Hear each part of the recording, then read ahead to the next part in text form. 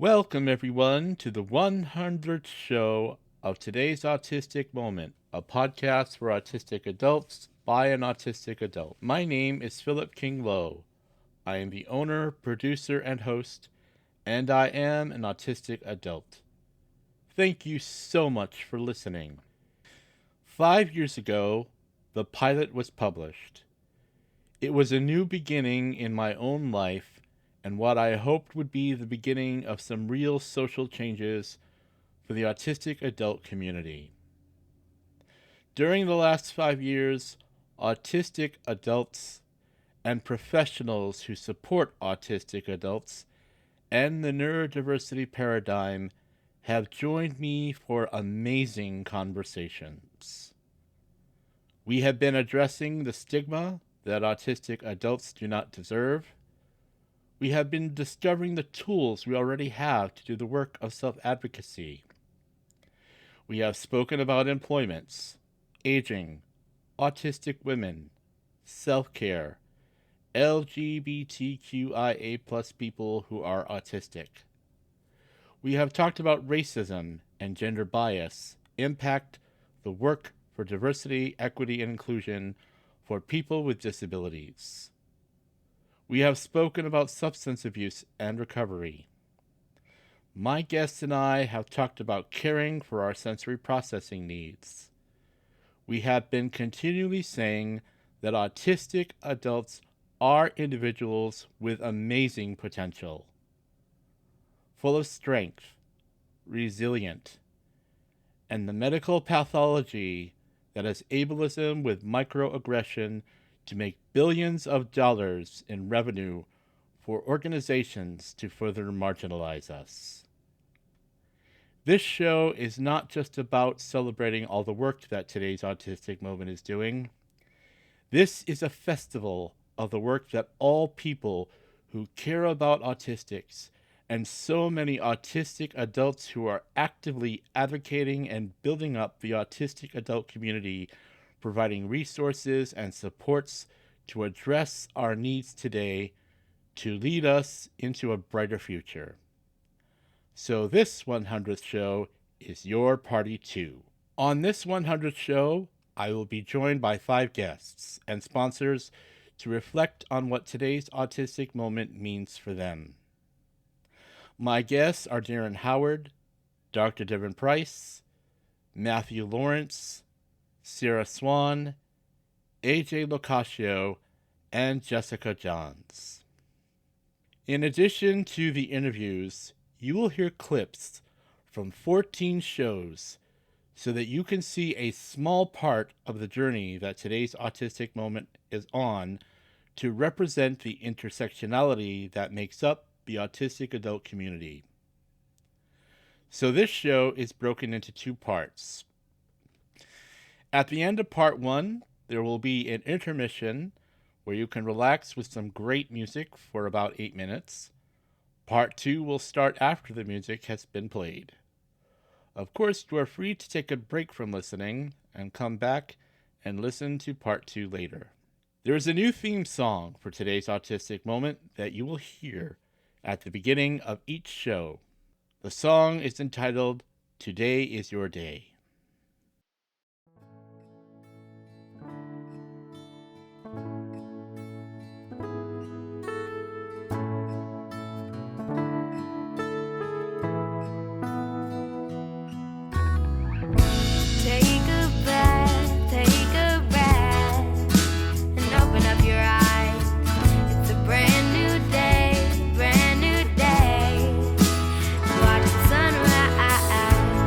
Every time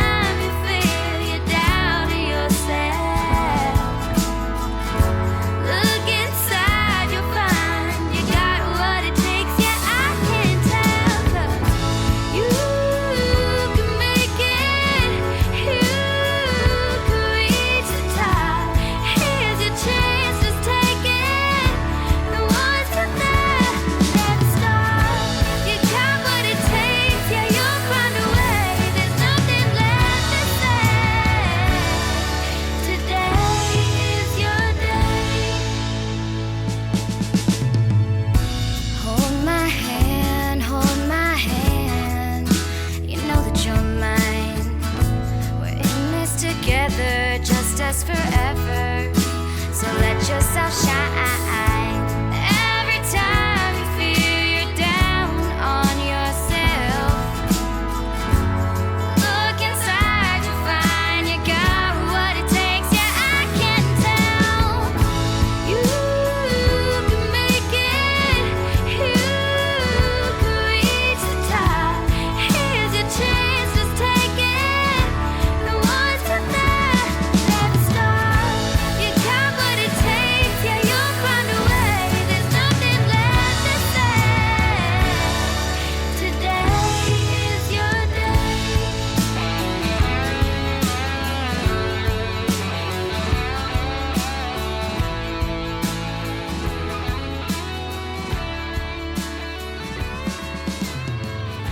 You got what it takes. Yeah, you'll find a way. There's nothing left to say. Today is your day.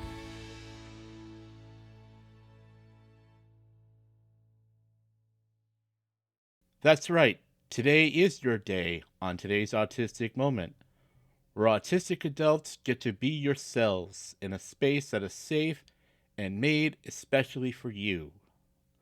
Come on in and have a seat or go for a walk. In this safe space, you fidget and stim all you like. This first segment of today's Autistic Moment is sponsored by the Autism Society Minnesota, Minnesota's first autism resource. As Minnesota's first autism resource for more than 50 years, AUSTM serves the whole state, the whole spectrum, for the whole life. Visit AUSTM at ausm.org. Before we start reminiscing about what today's Autistic Moment has been doing, I want to give some basic information about the podcast, how you can connect with it, and find our many resources. Please visit todaysautisticmoment.com, where you can listen to the podcast, get transcripts, program updates, read the guest bios pages, and the Adult Autism Resources links page. Please visit the Future Shows page to read the titles, guests, and descriptions of all the shows coming up. The transcripts are sponsored by Minnesota Independence College and Community. There is a link provided to get access to a document form of the transcript without the purple-colored background so that you can print it without using up the ink on your printer. The written document has a font that is accessible for dyslexics. There are additional transcripts available in Spanish, German, French, and Chinese simplified. The transcripts have hyperlinks that are mentioned by the guests. Please follow today's Autistic Moment on Facebook, Instagram, LinkedIn, and Blue Sky. Join today's Autistic Moment community group page on Facebook for conversations and updates. Please subscribe to the YouTube channel at Today's Autistic Moment to watch Autistic Voices Roundtable discussions. On January 11th, 2021,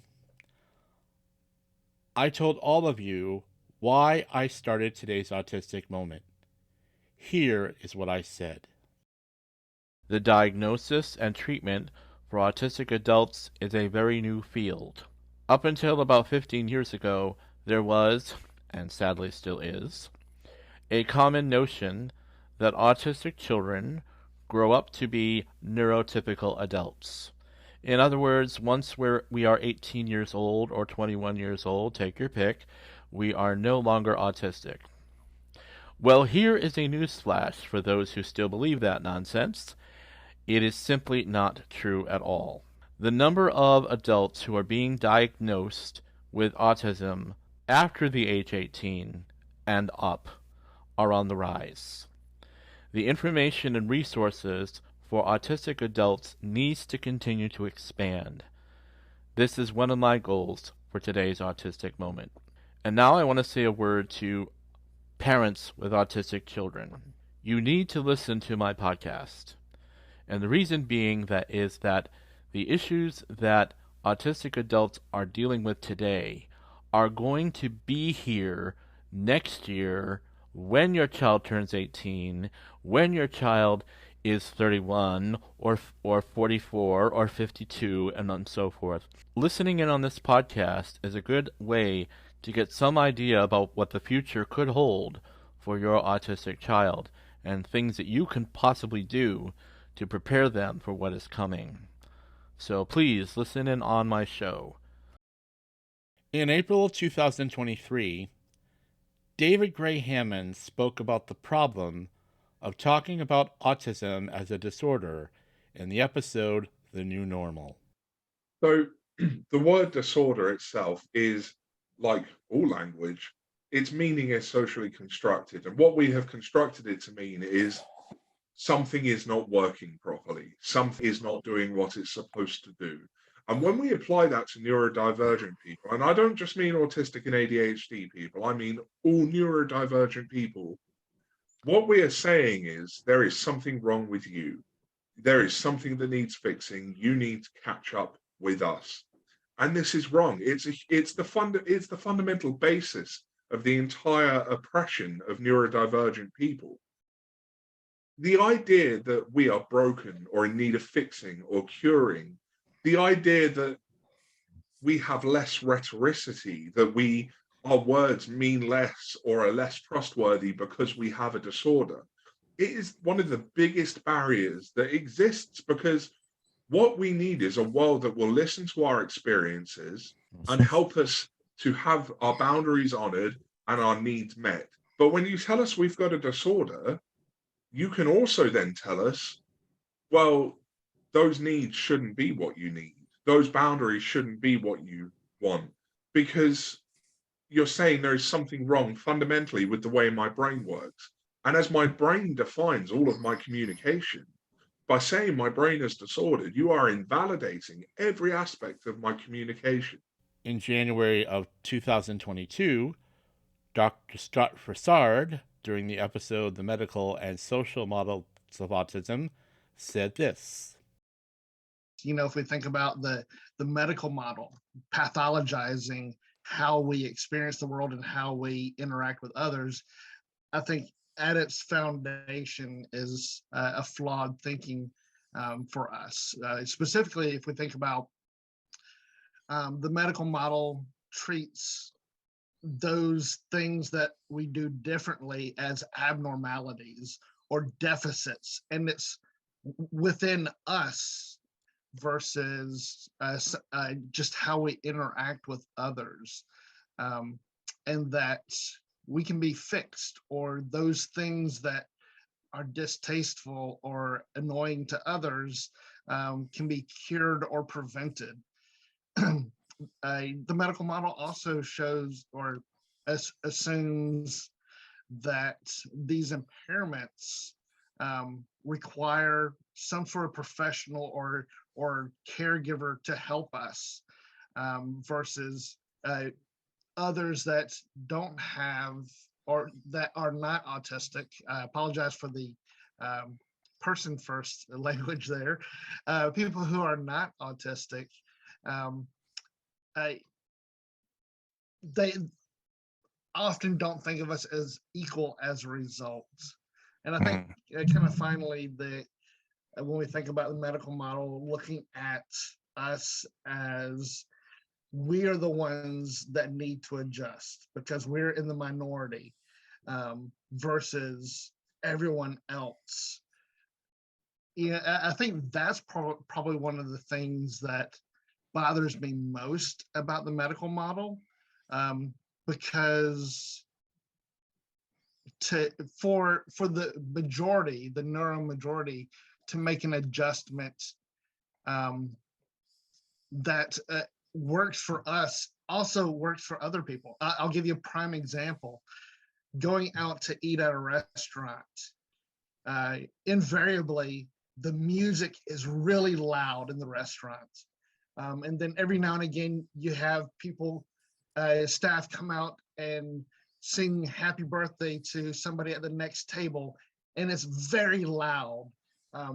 Just bringing the noise level down a little bit helps not only us and our anxieties, but it'll help everybody else. So And that's maybe a more simplistic adjustment, but that's one of those things that, what's good for us is actually good for everybody.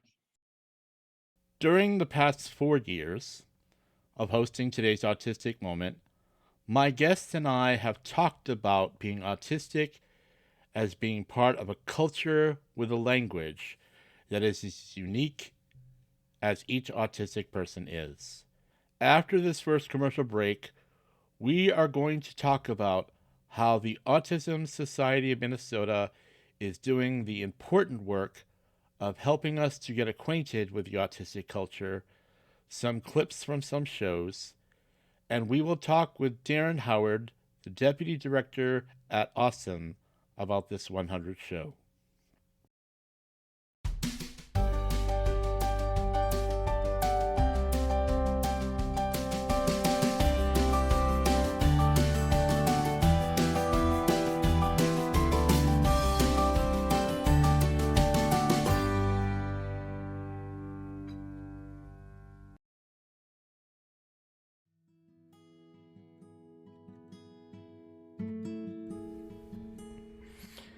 Today's Autistic Moment can be downloaded and heard on most podcast apps, including Apple, Google Play, Breaker, Castbox, Overcast, iHeartRadio, Pocket Casts, Radio Public, Spotify, TuneIn, Pandora, Amazon Music, Audible, Podcast Addict, Podcast Chaser.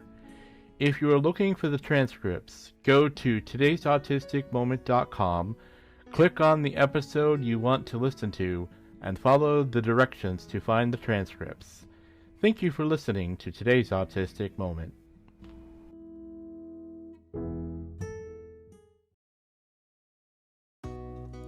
Support comes from Minnesota Independence College and Community, a life and career skills program for young adults with autism and learning differences.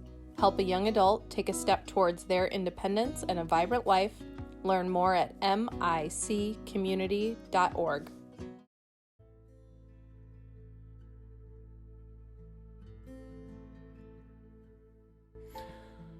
Support for today's Autistic Moment comes from Best Care Home Care Agency. Best Care offers PCA services, and your friend or family member could be your paid PCA.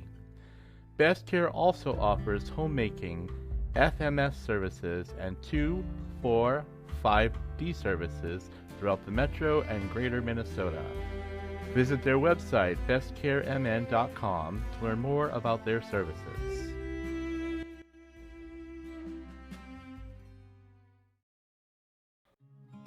Autistic adults aren't getting the support we need.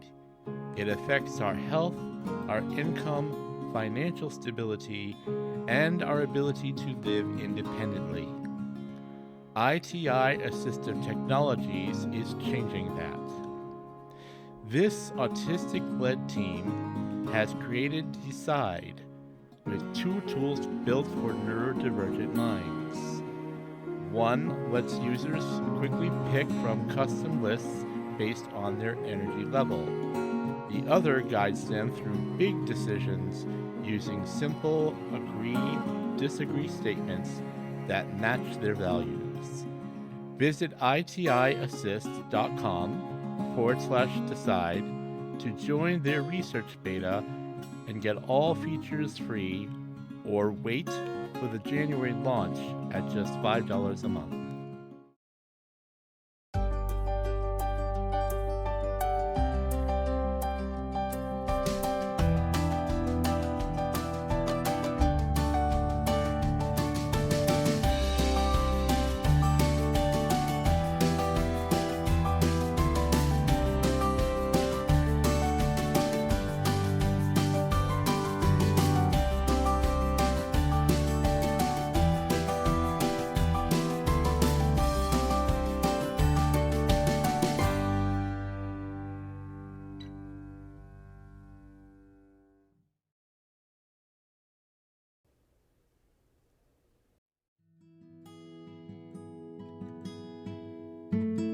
Hello, Autism community. This is Ellie Wilson, Executive Director at the Autism Society of Minnesota. The Autism Society of Minnesota is pleased to support this new podcast, Today's Autistic Moment. Everyone in the autism community deserves access to resources. Deciphering information can be a challenge, and we are glad to be a part of this podcast designed to share voices of autistic adults and provide access to great information. Congratulations to Philip on the launch of Today's Autistic Moment. The Autism Society of Minnesota proudly supports the Minnesota autism community. To learn more about our programs and services for autism advocacy, education, support, collaboration, and community building, please visit ausm.org.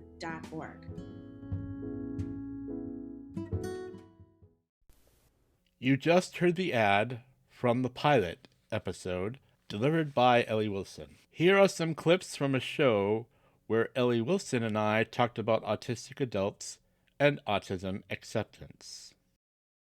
Because at first brush, you would think autism awareness is a good thing. There have been many times throughout history where autism was not well recognized or understood, or perhaps the only sort of version of autism was one that people only understood as being very stereotypical or very narrow. And of course, what we are learning more and better all the time is that the autistic community is in fact incredibly diverse. And I think that that's sort of the first thing that we really want to think about is that we have a huge responsibility and huge opportunity to think about all the wonderful complexity that comes with this community. And given that complexity, I think the first step should always be talking to diverse autistic people. And I will tell you over and over and over again, we have heard from autistic adults that autism awareness can actually be a pretty triggering concept. It's in this space that I think we are all developing, our sense of profound appreciation for the fact that just because I might be part of the majority, just because I might be neurotypical, or I might be white, or I might be, from living in a position of relative privilege, that does not mean that my story is the quote unquote normal story. Right. We have a therapist at the Autism Society who says normal is a setting on a washing machine. It does not actually refer to a single person. I love that.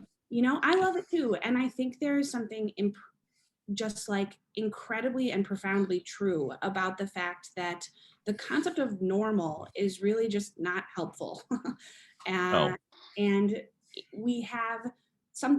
there's something really exciting about being able to look at any group of people, and especially those that are neurodiverse or autistic, and saying, my way of thinking or my way of processing is not inherently better than yours. In fact, we have incredible things we can learn from each other. And it is collaboration across ways of thinking that I actually think is like the secret to life.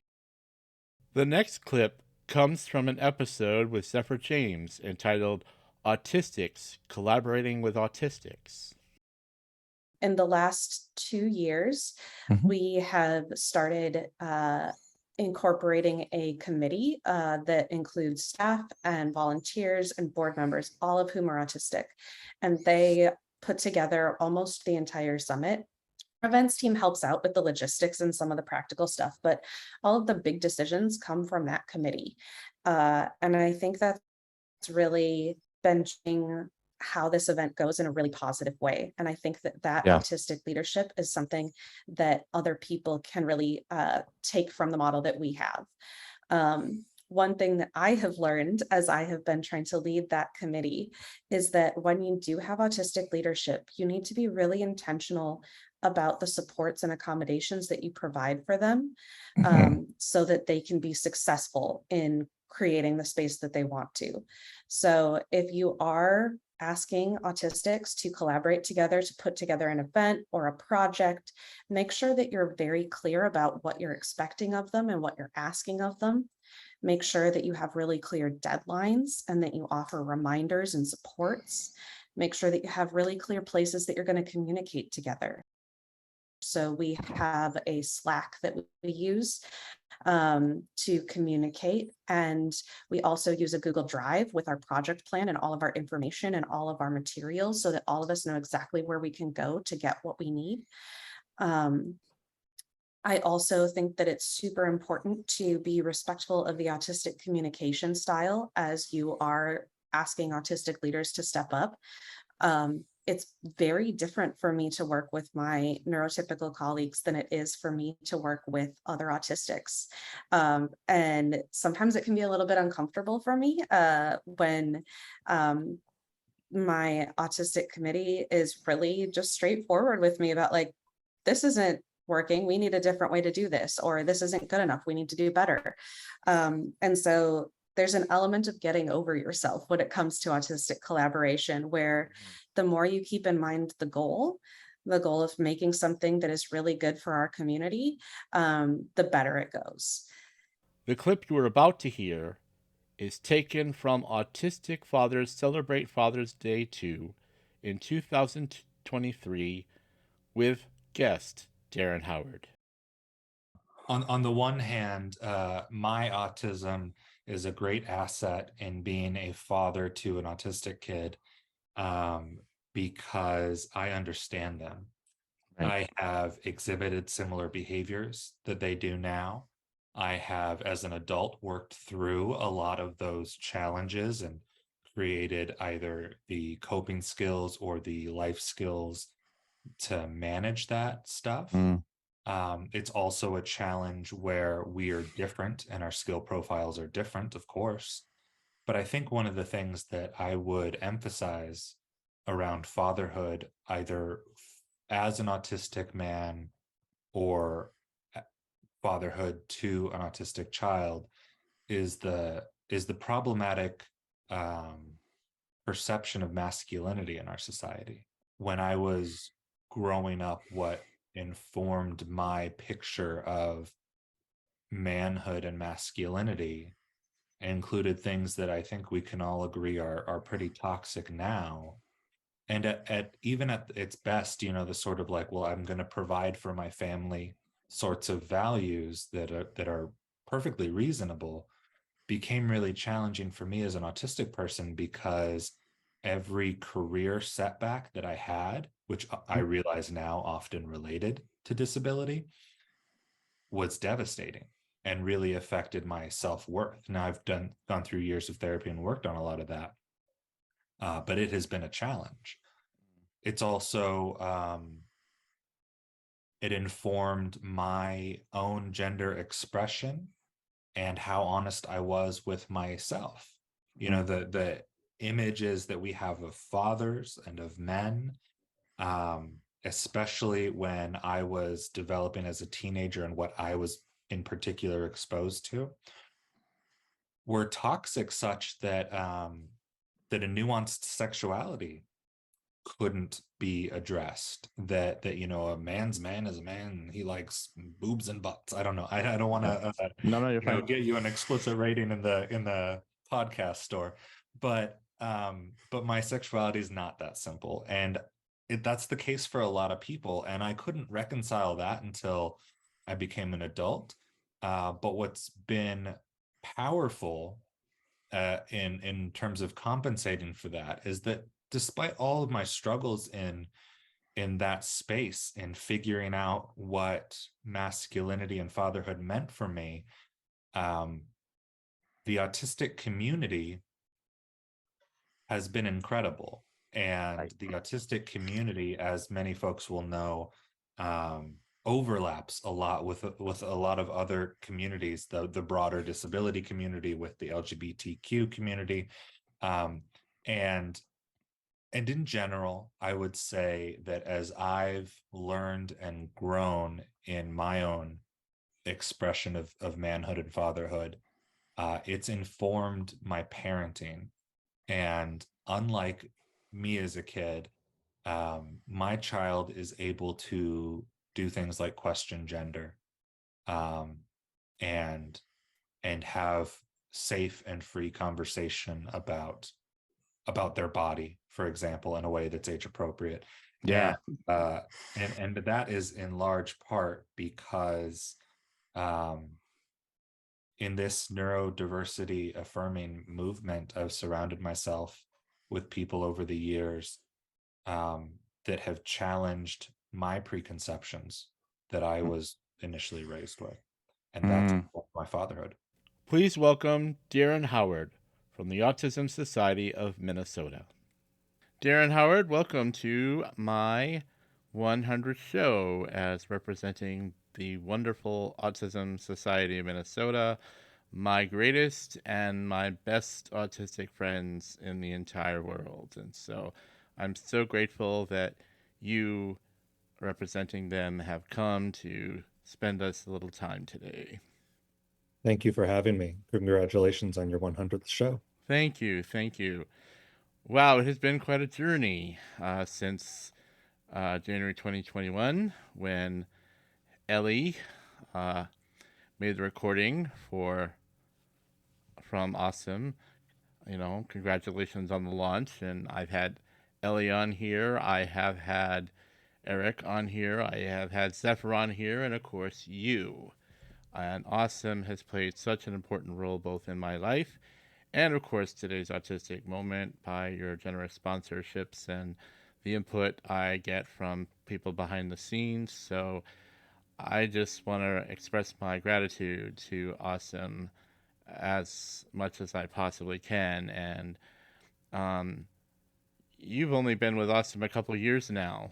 And I wonder if you would share with us that anything from the discussions that might happen behind the scenes at Awesome about the podcast and where it's going and how, you know, if there's been talk about that, what kind of talk is there, and also give some of your own insights if you like.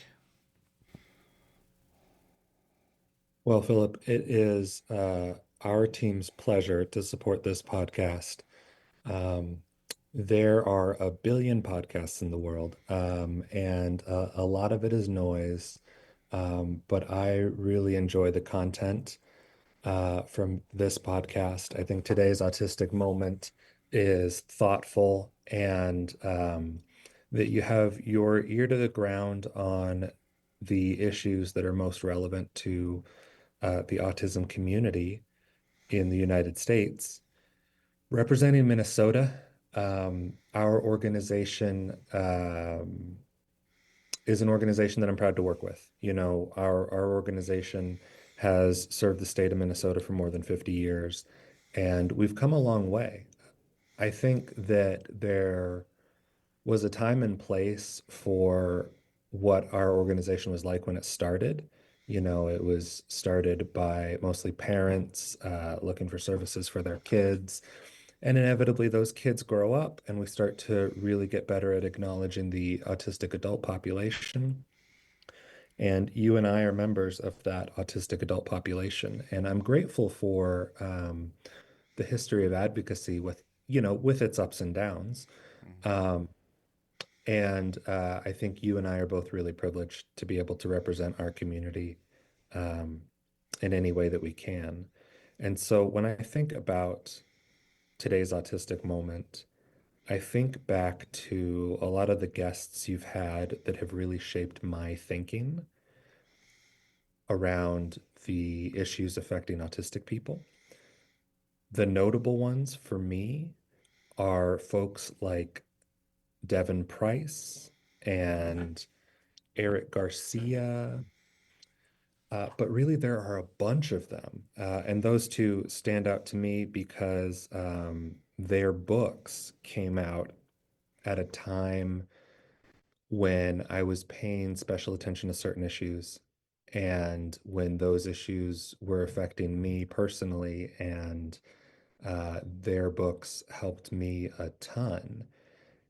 And then shortly after each of those published, you had them on as guests. In fact, I think you've had them both on more than once. Mm-hmm. And like all of your guests,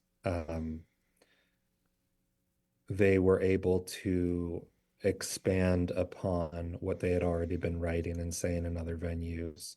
And you were able to ask really thoughtful questions that have further informed our community. And so I'm grateful for this podcast and for your contributions because you are not only contributing your own thinking that is really meaningful, but you are bringing in some of the most thoughtful people in the space and having some really meaningful conversations. Yeah, yeah, and very much needed because we know that autistic adults are not necessarily well represented in a lot of things like media and um, especially since a lot of our intersectional communities are experiencing so much um, aggressive oppression lately uh, through the rhetoric that's being used in social media and other venues right now. And so I have worked very hard, especially over this past season, of bringing forward those intersectional communities so that people may hear them and hear both the strengths of autistics in those communities, but also the challenges that they have, and we often recognize that their challenges are still our challenges, regardless of where we come from. Um, you know, uh, we talked a lot this past year and the years before about the strengths and successes of autistics, the achievements that we've done, and realizing that we have a long way to go. Um, but it has to begin somewhere. Um, my good friend Dr. Scott Frossard recently wrote his book called A Reflective Question to Ponder. And in that book is a list of over 1,200 questions to begin dialogue about the various things that autistics deal with, as well as a lot of our opposition talks about a lot of things that many people are not having those discussions. And what Scott is doing and what so many of my guests are doing, we are in the business of starting conversations that will hopefully bring a better future to our autistic communities. You know, Awesome has been one of my greatest sponsors, really. My history with Awesome has been tremendous. In fact, recently there was a post by Robin DeCourcy who kind of got me started working with Awesome in a day when I really needed her to. And she just wrote, "I'm not surprised by this," because she's talking to me that my focus and the people I have are so amazing. And I had to introduce Robin to some people that I'm working with from my network because, Robin, and this is one of those things that I see Awesome doing, and one of those things I'm trying to replicate on today's autistic moment. We are trying to take that chance on autistic people that a lot of people just won't do, won't give us that chance. But we know and we see both at Awesome and on the podcast, when we give autistic individuals that chance to talk, that chance to share, that chance to talk about ways we've done our self-care, ways we've succeeded at work and various things. We really do come forward, and we really are very successful, even with all of our setbacks. Philip, one of the most important things in any social justice or social progress work is to center the experience of those most impacted by the issue. So, for example, if we were working to address cancer, we would focus most on cancer patients, even though other people in that system also have needs, from physicians and researchers and people who have are family members of cancer patients who have lost loved ones. They all have needs. They're all important. They're all stakeholders um, in the fight against disease. And similarly, with autism issues, we are obviously not fighting against a disease.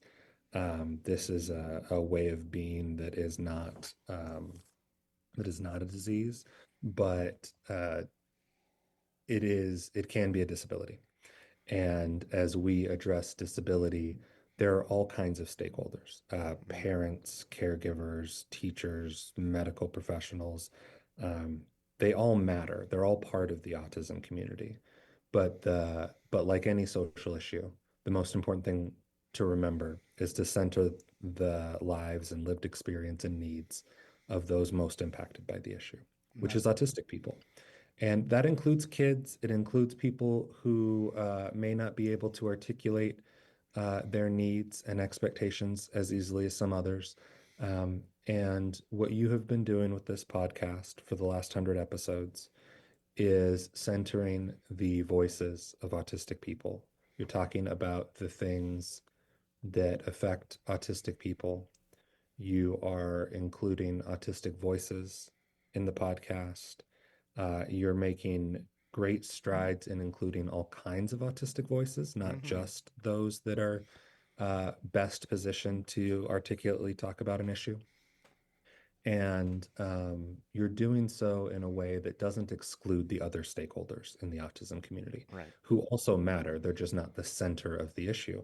And that is something that I really appreciate in all of the noise of social media and podcasts and communication. You are you're having thoughtful, meaningful conversations that include everyone and center the needs of those most impacted by this issue. Yeah. And because of that, it really is my distinct pleasure to be able to contribute to supporting the podcast. Yeah. Yeah. Thank you very much for that. And thank you so much for all that the Autism Society of Minnesota is doing to support me and the podcast and lots of the things that Awesome does for the autistic community and that sort of thing. So, well, Daren, thanks for stopping by today. I know you're all very busy with planning the future of 2025. So, thank you again for stopping by, and thank all those people back at Awesome for me, because without them, I couldn't be doing the work that I'm doing. So, thanks so much. Thanks for having me. You're welcome. The next two clips are from What Successfully Autistic and Queer Really Means with Dr. Devon Price in June 2023.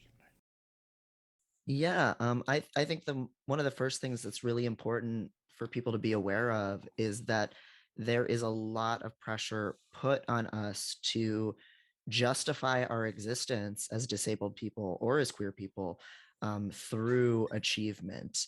There's a lot of tentative acceptance of a certain category of autistic people, and that's usually those of us who can mask somewhat as neurotypical, and usually those of us who can be high achieving in one area or another that is profitable to somebody else. You know, we're seen Right. as the good ones, as the respectable ones, the ones that have value. And I think sometimes it's very enticing, if you're an autistic person yourself, or even if you're just a concerned parent or caregiver, to lean into the strengths that an autistic person has and to lean into the kind of societal rewards you do get if you do happen to be good at something or able to mask. But I just think it's really important for people to know that that's a really tentative grasp on acceptance. It's very conditional acceptance. And so even for those of us who can at least for a little while, live up to that ideal, it's really exhausting. And if we reach the point where we can't be, well spoken or, professionally competent and high achieving anymore, our lives still matter. And so do all of the lives of autistic people who can't ever live up to that stuff. So, Right. Yeah. yeah, so that's something that's been very heavy on my mind the last few years, just as an autistic person in the public eye. And because I've just seen more and more tech companies embracing autistic workers. I've seen more companies in general embracing queer workers. And it can feel like such a positive thing to see. But if it's only conditional acceptance based on what we can deliver to someone else, it's not enough for either of our communities. I think it looks like finding your people.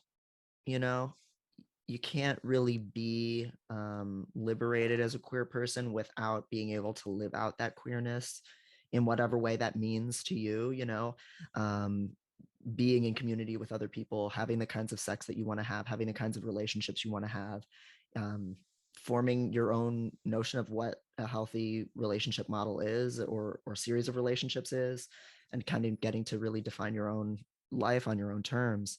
And I think it's the same thing for autistic people too. I think being successful is knowing who you are and knowing that there's nothing wrong with who you are, and seeing yourself reflected in other people, and having spaces where you can go, where you can unmask, where you can stim openly and info dump about the things that you're passionate about, and having the freedom to kind of direct as much energy and time in your life as possible to the spaces that don't make you feel broken, where you can actually live out who you really are versus who you've been expected to be. This next clip is from the episode Addressing Fat Phobia with Kelly Lenza. So some of the main things that I was thinking about that could affect autistic adults that are living in larger bodies is that there's three main things. I think that masking in situations with doctors and other care providers, the combo of masking and trying to have really difficult conversations about health, especially when you're not being listened to, like that's really hard. It's hard for everyone, but it's going to have an additional component of being difficult for autistic adults. Another issue that I was thinking is interoception and spatial awareness. In interoception, being able to feel your sensations in your body. A lot of times people in larger bodies are described as clumsy, or they're, like you were saying, like treated as if we don't know our own bodies. And like, there is a very real, not that we don't know our bodies, but that we have those, some of us struggle with those limitations of interoception and spatial awareness. So that's going to impact sensory profiles with clothing and moving through spaces in a larger body. That's going to affect disordered eating issues potentially, or just eating in general. And it's going to be like, because of those issues with interoception and spatial awareness, it's going to be making it harder for some autistics to engage with disordered eating recovery. And I bring up disordered eating specifically because so many of us living in larger bodies have some kind of disordered eating behaviors that we've developed as a result of diet culture and anti-fat stigma. And then the third thing, which I kind of already touched on, but sensory difficulties with clothing. It's something that I really run into a lot. At a larger size, there's a much smaller pool of available clothing and other self-care products. And so even stuff like accessories, but I'm thinking of necklaces and fashion accessories, but there are also issues with medical aids that may not be built for people in larger bodies. So yeah, there's these major things that I can think of that impact me as an autistic person in a larger body. But obviously, like, I think one of the biggest ones is just accessing care. This clip is from Suicide Prevention for Autistic Adults with Lisa Morgan. I'm so glad you're here because when we were talking a couple weeks ago, I had a survey that I did, and I had asked the question, has your life gotten better or worse? And a reminder to my audience, all of my respondents were anonymous, so there's no name to mention here, but the question was, has your life gotten better or worse? And this one respondent wrote, my life is so much worse. I have lost my job, although it's taken 10 years of persistent bullying and micromanaging to get me this far. My friends set me boundaries I can't maintain. Then I get the blame for being too needy, oversensitive, etc. I am alone and I have no reason to continue to exist.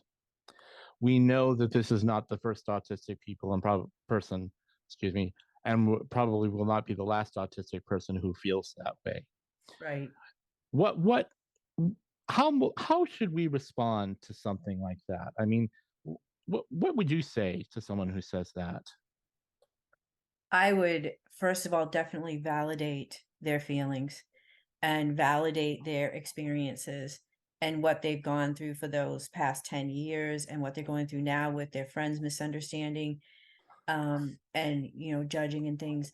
I would definitely validate what he's going through and then, try to do some regulation, some self-care. And then when he's ready to, there's a resource out there now called Reasons for Living. It's for autistic adults to use themselves if they don't have anybody to help them to build it and develop it. But there's a resource, Reasons for Living, that will help somebody build that list. And I would really try to work on finding other reasons for him to live and have that list. It really helped me a lot. Someone helped me to develop a list. I didn't even buy into it at the time, but I did use it and it helped me a lot, helped me get through some trying times. So I would try to do that with him. But I mean, first of all, definitely validating his feelings. So many autistic people are invalidated, which is I really want to do some research on this. But I really do think that is a big part of the thwarted belonging is in itself a risk factor. Please join me in welcoming Dr. Devon Price. Dr. Devon Price, it is my pleasure to welcome you to my 100th show, which is the beginning of season 5. Today's Autistic Moment has been on the air now for going on 5 years, and I'm at show 100, and we've covered a lot of ground, and you have been very much a part of that the last 2 years. So welcome, and I would love for you to talk about what today's Autistic Moment has meant for you or means for you even now. Yeah. Well, first of all, thanks for having me back, Philip, and congrats on the 100th episode. I think it's just been really meaningful to be part of autistic spaces that are incredibly diverse in the not just lived experiences and the identities of the people who are showing up, but just in the kinds of conversations that we're having and what we're looking at, because there's so many sides to the autistic experience that don't get talked about as much as, certain elements or subtopics that are more obvious to people. So I've maybe even enjoyed being involved in the podcast even more as a listener than as a contributor. For example, the episode talking about death and suicide ideation and how autistics cope with that was just really moving to listen to. And my friend Kelly was on to talk about fatness and neurodiversity. And that was incredibly awesome to be privy to and to sit in on. There's just so much depth that is allowed for when we have these kind of conversations together. Yeah, absolutely. I do want all of our intersectional communities well represented, and that's something that I've been working hard to do over this past year. And I think that I think today's autistic moment is doing that, especially in a time when there's not enough talking about a lot of how the autistic family, if you will, is more than just autistic and neurodiversity. There's so many other facets of who we are. Yeah, absolutely. All of our struggles are interlinked, and so we can't just see it as how is ableism affecting me or my family. To really understand the nature of your own exclusion, suffering, the needs you have that aren't getting met, the ways that you're misunderstood, you have to really look at the way our society is constructed and all of the people that are excluded by that. And I think there's a lot of aspects of each of our experiences as autistic people that we might not have even articulated before, that we're finding something difficult because it's so much of just the background of our lives. We can't even imagine that it could be some other way. So hearing it named by another person sometimes really clarifies it and gives us space to feel what we're feeling about it. Sometimes it's easier for me, for example, to understand some of the contours of this culture and the way that a neurotypical culture hurts me from listening to say some of my like Black autistic siblings talking about white supremacy culture and how it makes them communicating more difficult. Being a white person living in a white culture, there's aspects of just my own oppression for being neurodivergent that I can't see because white culture is the default, or what have you. I mean, it's true for any other number of aspects of being oppressed and marginalized. We can understand what we're going through from comparing notes and listening to one another and really getting in deep in how all of those things tangle together. Before I conclude our time together, I do want to ask you with regarding to the current culture we're in, when we are seeing so much resistance for autistic trans people. I wrote a blog last month about how we're just not talking about the DEI programs that are on the chopping block that are going to affect multiple communities, and particularly autistic and neurodivergent communities, because of how interlinked we are. This upcoming season, I am focusing on multidimensional autistic leadership. That multidimensional includes how being autistic is neuro, it's physical, it's mental, it's all of these things intertwined, and social. Let's just remember that. But, it's going to be important that we don't just lay down and take the defeats that are probably coming with the hard work that we've really done to make people more aware of diversity among all of us. And so it's going to be important that we find ways of being proactive to re-engage those conversations, re-engage, and become leaders in these difficult times. So would you be able to just reflect a little bit on what's happening around us, number one, and number two, do you have anything to add about where you see autistics in all of our intersectional communities leading at this point in time? Yeah, I think there's a couple of different ways in which neurodivergent people can offer a lot of really strong leadership during times of social upheaval, of oppression. I think the most obvious one is how excellent, well, it's obvious to other autistics, how excellent we really are at social organization. We've created spaces like this one, like this podcast, so many conventions, so much of the infrastructure of the internet has been built by us. So many just fandoms and social groups that are devoted to kind of nerdy or special interests have been driven and built by autistics. Even though we have a stereotype in the wider culture of not having social skills, we are very socially skillful people in a lot of different ways. And there's a lot that we can offer to one another simply by building spaces that allow for us to come together. And that can be overt political organizing, and many of us do that in some way, but it can also just be getting together a group chat for all of the people living in your building so that you actually know your neighbors and can share resources, or organize a rent strike someday if you need to against your landlord, or just kind of give somebody the cup of sugar down the hall who needs the cup of sugar.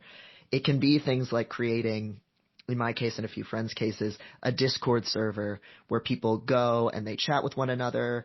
They're talking with other trans people from all across the globe, comparing and contrasting experiences from one country to another, one culture to another, reading books together, feeling less alone during a time where things are incredibly perilous and it's very difficult to find other people and find safe spaces. It can be things like just offering one another a distraction to help keep our mental health running while doing all of this kind of hard work.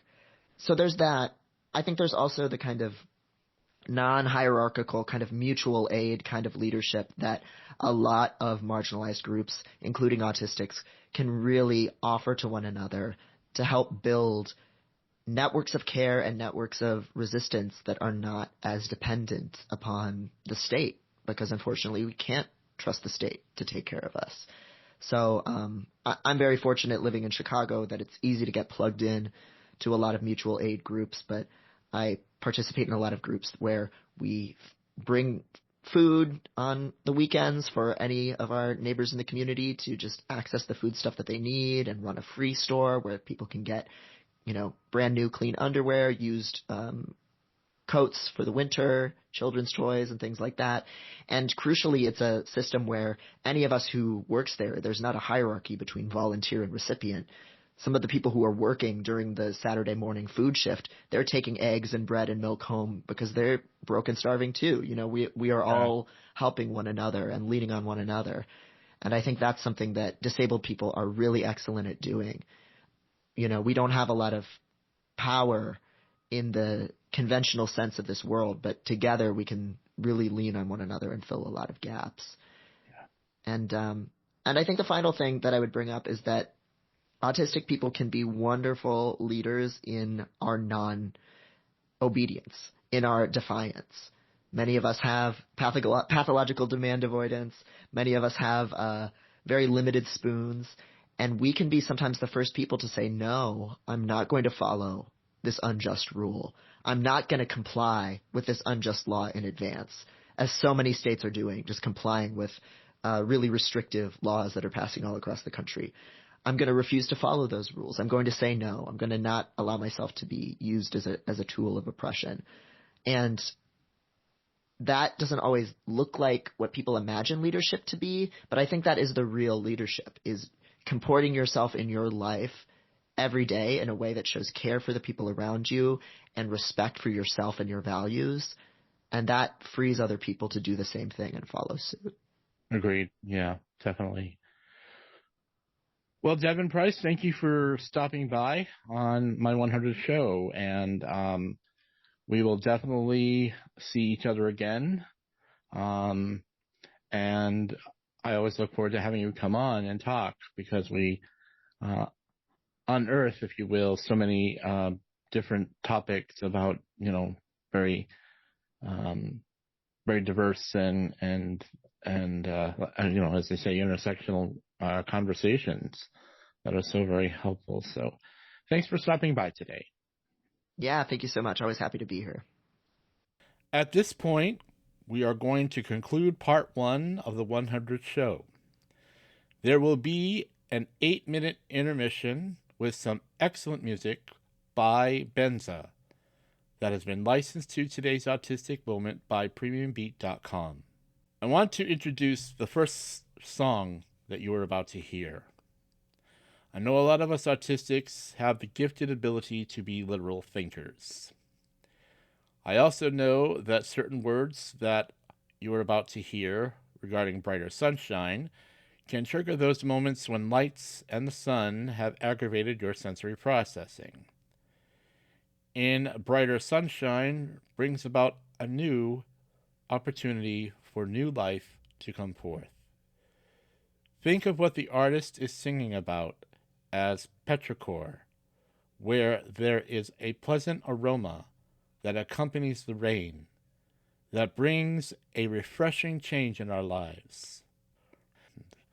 And now enjoy the next 3 songs by Beza, Brighter and Brighter, Shine Down, and finally Just Walk With Me. Part 2 will start right after the songs are finished.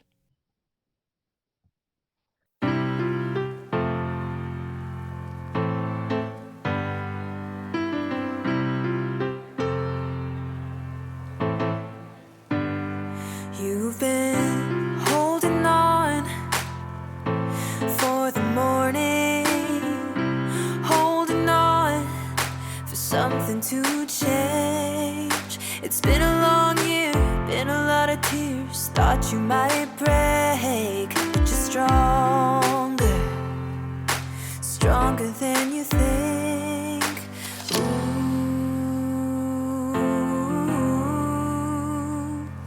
The sun shines always brightest after the rain, and the sweetest kind of triumph comes after all the pain.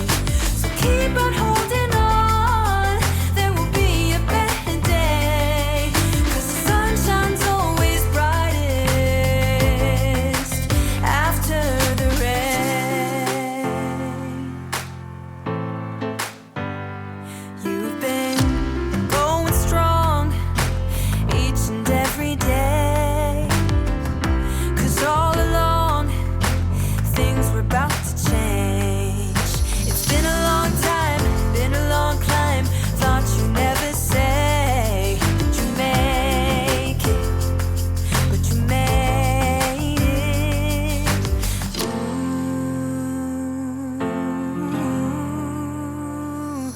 The sun shines always brightest after the rain, and the sweetest kind of triumph comes after all the pain.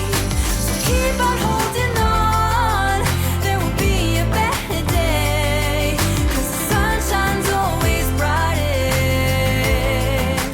after the rain.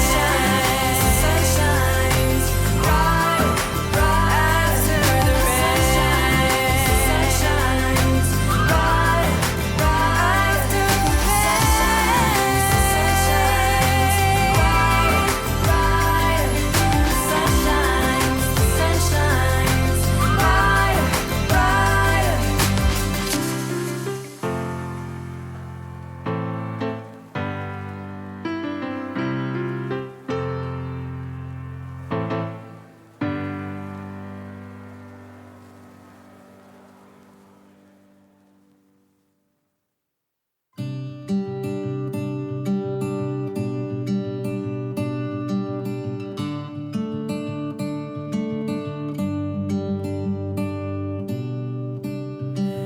bright morning star, stay where you are, shine into the night, bring the dark to light. Shine down, shine free, every night shine bright on me. Never fade, never lose your way. Lead me in light today. See you in the sky, see you by my side. Everywhere I go, there you will follow. Shine down, shine free, every night shine bright on me. Never fade, never lose your way.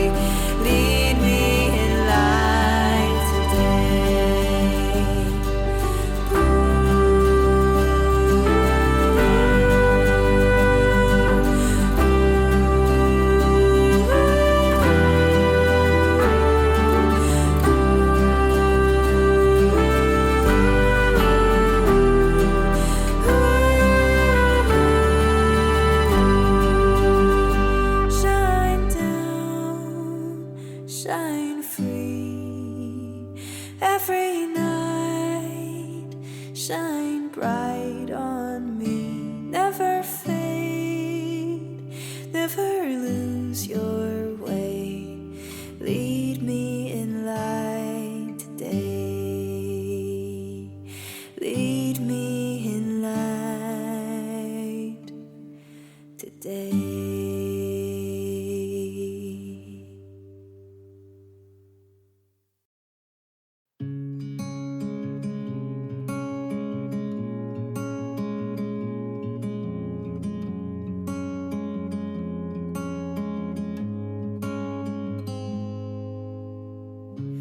If you need me, I'll come running. And if you fall, give me a hand. I'll pull you up out of the wreckage. I'll be there time and time again. Even if the clouds are raining down, down, down, I'll be there.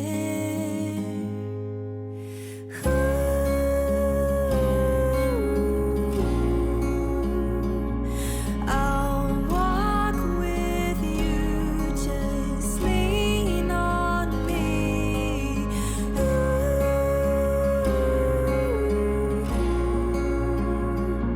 I'll walk with you, just walk with me. If you're cold, I'll bring a sweater. And if you're tired, I'll lift your head. I'll pull you close and make it better. I'll stay with you until the end. Even if the clouds are raining down, down, down, I'll be there.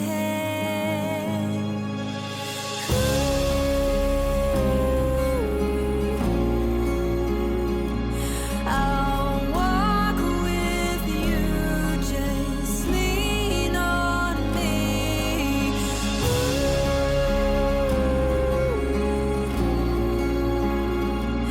I'll walk with you, just walk with me.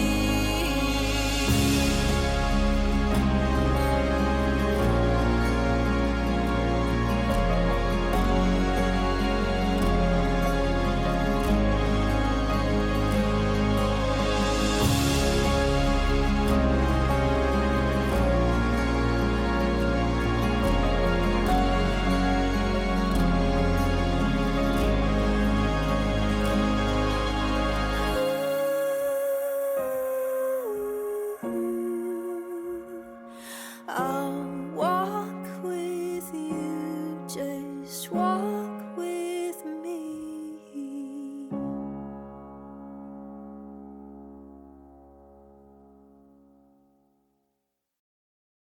Please join me in welcoming Matthew Lawrence, the Actually Autistic Coach.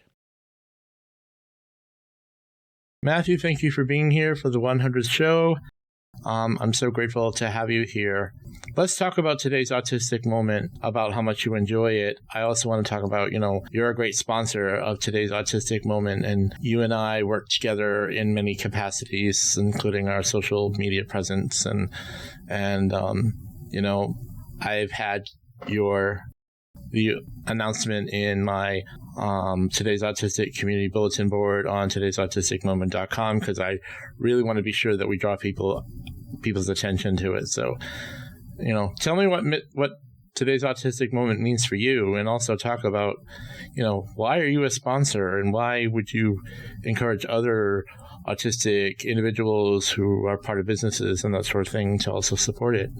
Thanks so much for having me here on the 100th episode of Today's Autistic Moment, Philip. And the answer to both of those questions is really the same. I think the work that you're doing here, this podcast, is the most cutting edge, most relevant, most important podcast about autism and autistic people that's out there. I mean, you're having on the best guests. And when I say the best, I mean the people, the thinkers in our community, of our culture, who are putting out the ideas, who are reconceptualizing what autism is, explaining to people what autism is, not what autism looks like, not how autism is diagnosed, but what autism is to autistic people through the lens of the neurodiversity paradigm. And, you know, if somebody's put out an amazing article or written a great book about autism, they've been on this show, and this is the show where people want to come. So that's important. So that's why I listen. That's what it means to me. And that's why I'm a sponsor, because I think that the work that you're doing and the people that you're putting out there and the ideas you're putting out there are not just meaningful, but I dare say politically important in today's day and age for the disability movement, for the autistic pride movement, for the neurodiversity movement, right? The voices that are coming onto this podcast are the ones who are affecting real change on the ground of how people look at themselves and driving us towards autistic liberation. Yeah, absolutely. You know, I have a wonderful network of autistic individuals, authors, podcasters, you know, activists, and so on and so forth. And yeah, you are definitely a part of all that through the work that you do. And, you know, I appreciate that your input here about what I'm doing. You know, when today's Autistic Moment was launched on the 11th of January 2021, I had no idea where this was going to lead. I said that often, and look where it is. You know, it has meant so much to me to be able to bring these autistic voices on. You know, in the very beginning, I brought on a lot of advocates for autistics who weren't necessarily autistic. A lot of the people I brought on were people from the Autism Society of Minnesota, Samuel J. Levine, and also Sue Swenson, which is somebody we know something about. And while they weren't autistic, they had a lot to offer the autistic community. And then when I started having more autistic individuals actually on, that changed everything. And the thing is that, you know, for those of you who have expressed interest in speaking on the podcast, I do give first place preference to actual autistics because this podcast is for and about them, us. And the thing is that ours are often the voices that are spoken over or silenced, and this podcast will not do that. I refuse to do that. This is where I want us to talk openly, candidly, and be very forthcoming. You know, I'm sure you and I, Matthew, we know a lot of situations where we've tried to speak up and someone has said, oh, no, we don't have time to listen to that. Or you know, no, that's not important. Well, on this podcast, it is important. That's why I'm here. And, you know, we know that a lot of autistics live in areas where you don't have resources like we might like you to have. And I know that from the emails I've gotten, the interactions I've gotten on social media, that this podcast opens them up to the autistic cultures that exist. And I'm ever so glad that that's what's happened. Because, you know, I had one in the very beginning who said, I didn't even know there was an autistic adult community out there until I started listening to today's Autistic Moment. I didn't know who was out there. Well, now they do. You know, and between the podcast and the spinoff Autistic Voices Roundtable discussions, I've been able to bring a lot of that together, and it's going to continue to do that, even as we begin to move into the new and uncertain times we're entering into. So Matthew is an important part of that, as well as are all my guests and sponsors. So thank you so much, Matthew, and we will continue to work together, and I always look forward to it. Thank you, Philip. Thank you for doing this work, and thank you for having me here. You're welcome. And letting me be a part. The autistic adult community is intersectional. We intersect with people of other races, genders, gender identities, and sexual orientations. As I have interviewed so many wonderful autistic individuals over the past 5 years, one thing stands out for me is that there are autistic adults who are making tremendous contributions to change the conversations about autism. The first clip is from the first show in April 2022 for Autism Acceptance Month with my special guest, Eric Garcia, about his book, We're Not Broken, Changing the Autism Conversation. The question that Eric answered was, why did he write the book? Certainly. I think one of the things that I wanted to convey, first and foremost, is the idea that I think that we focus too much on trying to cure autistic people and we focus too much on treating autistic people and not enough on trying to help autistic people live more fulfilling lives. I think what I want autistic people to know is that they are not failed versions of normal.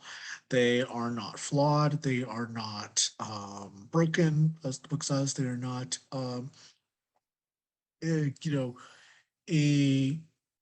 deficient version of neurotypical. Rather, they are human beings with whole selves, and the way that their brains function and the way that they are as human beings is good and whole. And that doesn't mean that they don't come with certain impairments, doesn't mean they don't come with challenges, doesn't mean that they don't have certain differences, and doesn't mean that it isn't a disability. It is a disability. It's classified under the Americans with Disabilities Act as a disability. But that means that autistic people are entitled to a good and whole life in a world that adapts around them rather than forcing them to change. Yeah, I agree with that so much. I mean, one example of what you're talking about is a quote that I used from your book. It's a quote that said, "No one should presume what autistic people can do. What should be presumed is that autistic people belong in whichever profession they choose. That being said, autistic people's value and worth should not be tied to whether they are employable. It doesn't matter if an autistic person holds a high-paying job or receives government assistance. Autistic people should be viewed with the same dignity that all people deserve." That really moved me. So, the kind of merit of that for those who haven't read the book and who want to know the full context of it, and without giving away too much, is essentially what I was arguing was that I think that for a lot of we're now moving. If for a long time people thought that autistic people couldn't hold jobs, we are now moving toward a understanding that autistic people can work. And you're seeing a lot of companies begin autism hiring initiatives. You're seeing it with Microsoft. You're seeing it with Square. I profiled the company Square. The book, I think now it's called Blocks, though. But tech companies. You see this with SAP. You see this with a lot of financial institutions and consulting companies like EY and UBS and Goldman Sachs. But oftentimes this classification ignores a lot of autistic people who work in other sectors. So for example, I don't work in that sector. I work as a journalist. A lot of people don't think when they hear that I'm a journalist that I'm autistic. They're like, how could that be possible? This is a very social profession, and this is a profession where you have to interact with people and you have to respect social norms and you have to respect customs and you have to constantly interact with people. There's a very rhetorical condition. But my response is that there are autistic people in every profession. I've met autistic lawyers. I've met autistic people in the United States military or veterans. That is not something that is considered a lot of the time. And I think what my goal was in arguing that was that autistic people can do whatever they want. They should be given the tools and the resources necessary to do whatever they want, as long as they have the skill to do so and as long as they want to do so. But at the same time, I think that we are almost trying not to get in trouble, because I often do. People's value shouldn't be tied to their output economically. I think that what you're seeing now is that it's almost kind of the inverse of a lot of the discussions we had about autism in the past, which was that their lives are finished. They should be sent to institutions. There's nothing really that can be assumed for them. To now, it's almost like we're having the opposite conversation, which is that autistic people are great because they're awesome for your bottom line. They are 140% as productive as their neurotypical counterparts. They will make your company more efficient. They are more loyal to the company. And that's not really a good barometer either. It almost reminds me of kind of the model minority concept for Asian Americans. They all get straight A's and they go to medical school and they all have tiger moms or whatever. People's value should not be tied to how much their worth is. That's true for disability, and that's true for non-disabled people. Yeah. So everybody has inherent worth. These next clips are from an episode in February 2023 with Precious Leslie as we talked about Black autistic adults. Stop the whitewashing.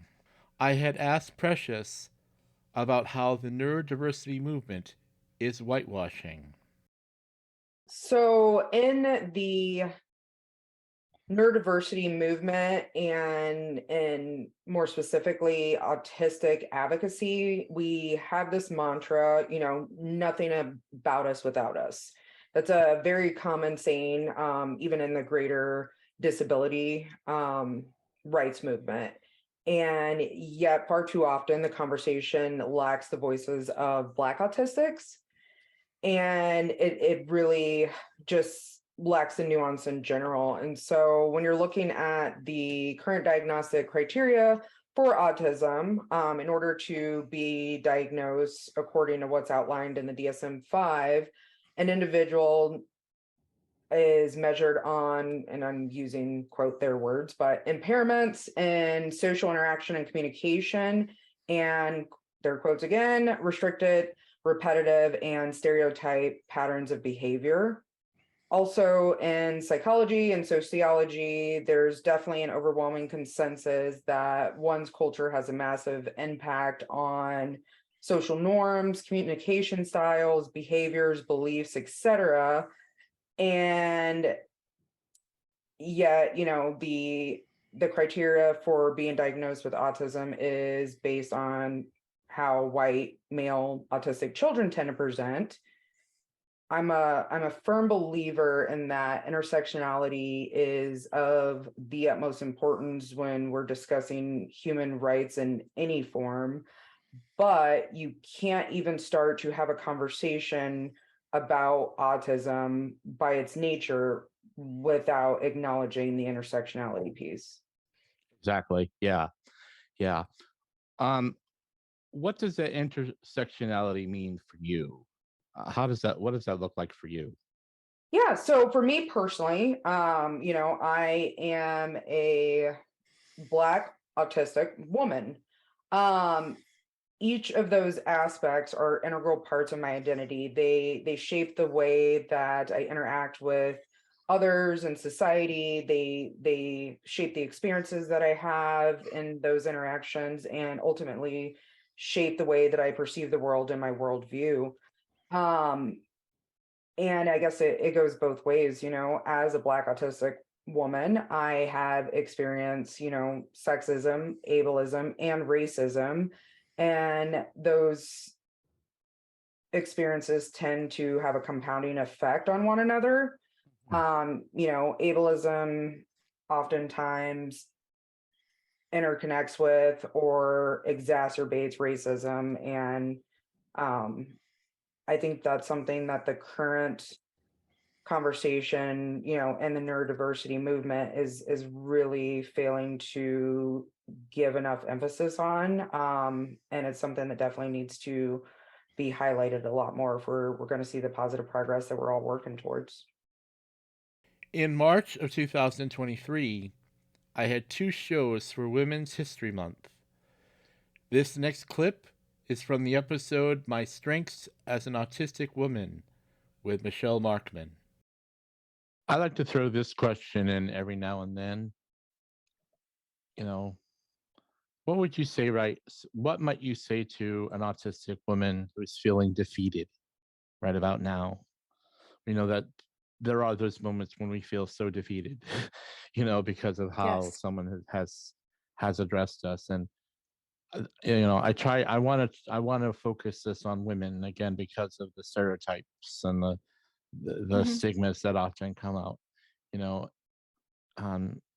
let's say that there is one of my listeners who's an autistic woman who's feeling defeated. Mhm. What might be some of your advice to her? I would just say that you're not alone. You are enough, and you are here, and you exist because you're meant to be. And it's so important for us as autistic women to breathe through these emotional avalanches that can happen to us and that do happen to us. And that's something that's not really talked about very much. Yeah. Is the mood swings that come with just autism itself and the emotional roller coaster that it is to be a marginalized person, and doubly marginalized if you're a woman, because Right. that's a minority also. But there is light at the end of the tunnel. There is a way to get back in touch with your meaning, who you are, what your purpose is, why you're here on the planet. And it doesn't even have to be something big. It can be something really small, but we're all here for a reason, and you belong here. This clip is from the other episode in March of the same year with Carol Jean Whittington in the episode Our Successes as Autistic Women. Well, I think first we have to just start with a conversation across the board. And how do we define success? Because success looks different for each person. How we interpret and define success is a very individual thing. We can have a collective bar or goal that says, oh, this is what success looks like based on societal or social norms. But truthfully, when I went inside myself and said, what does success mean to me? Because, comparison is the thief of joy. It truly is. And it's so easy to get caught in the comparison trap of, oh, this is what society says success should look like and be. And if I haven't achieved that, then I failed. I'm not worthy. I'm not good enough. And that's so often the conversation that I hear when women come to me in late identified life. And it's, I'm failing. I'm not meeting my goals. I'm not successful.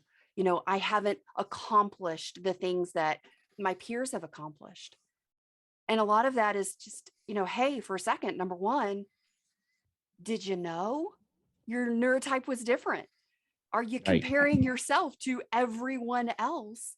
And have you ever stopped to ask yourself, what does it mean for me to be successful? Please welcome the director and founder of Looking Forward Life Coaching, Sara Swan. Sara Swan, welcome to today's Autistic Moments 100 show. You and I have been friends ever since we started the podcast, before we started the podcast, and since. We have worked together, and I am so grateful we have, and welcome aboard. Oh, thank you, Philip, so much. I am so thrilled. 100 episodes. Wow. Yeah, I know. Yeah. Wow. I just love it. Yeah. Well, I love it too. And, today's Autistic Moment and Looking Forward Life Coaching, we have just partnered together in multiple ways. Yeah. Even as I'm going to say, I have had the privilege of having Looking Forward Life Coaching assist me over this past couple of years, and the organization is tremendous. And I don't know what to say other than thank you. So so I know you really love today's Autistic Moment. So why don't we talk about what you love about it? What do you love about the podcast? Oh, wow. Okay, first of all, I love your voice. I've always loved your voice. Like, your voice was made for podcasting. It really, really was. And so it's very soothing, and I'm so love listening to all the episodes. But I think what is probably the most incredible shift is the fact that you were bringing awareness and support to the autistic adults. Yes, my guess is there are ones that are not adults that are listening, which is great, which is wonderful. But we just don't have enough support. We don't have enough knowledge for the autistic adult, and that is groundbreaking and incredible that you're bringing that forward. Oh, thank you so much. Yeah. You know, when I was first thinking about starting this way back in September 2020, and I had some people say, "Oh, you have a good radio voice." I said, "Okay, that's news to me." So, and we're here 100 shows later, so that must be true. Oh, yes, definitely. Yeah. Well, you know, the support that we receive from Looking Forward Life Coaching, I mean, it has played a major role in the wonderful autistic adults who have been guests on this show, who have come forward with their talents, abilities, their sorrows, their challenges, their disappointments, but also this incredible swell of advocacy that's flowing through the autistic communities. And especially this past year, 2024, where we've been able to reach out and talk to and about our intersectional communities, that we're really finding out just how wide the advocacy is, and it's a wonderful thing to see. And I'm so grateful that today's Autistic Moment, we've been able to bring forward the message that autistics are not weak. We are not without personal resources. We are not without some kind of community that we can support each other. And it's bringing all this to light. And, you know, we have reached people, autistic people, in places where they didn't even know where their community was, and they are finding it. And so, you know, Looking Forward Life Coaching has played such an important role in this, as have all of my sponsors, Awesome and MICC and the Autism Mentorship Program, and many others who have really given their time and energy to keeping this on the air. So, I mean, it's just been an amazing journey, and I'm so grateful that Looking Forward Life Coaching, all of you folks have been part of this. I wouldn't be able to do it without you, you know. Oh, well, you know, what's amazing is it rippled. It was so much a ripple effect. I remember you reaching out to me when it was just a thought, a seed. Okay, maybe this is a possibility. And I thought to myself, is there in this form of you know, media, if this form of interaction, is there any really strong possibilities of support, education, and more importantly, a community, like you said, for the autistic adult? And Philip, you created that. We didn't really create it as much as we found it. I love that. I love that. You are right. We found it. We've always been out there. We just haven't found each other. And today's Autistic Moment, and lots of the podcasts that we've connected with, we're all doing it. We just needed help to find each other. And that's one of those things I wanted us to do.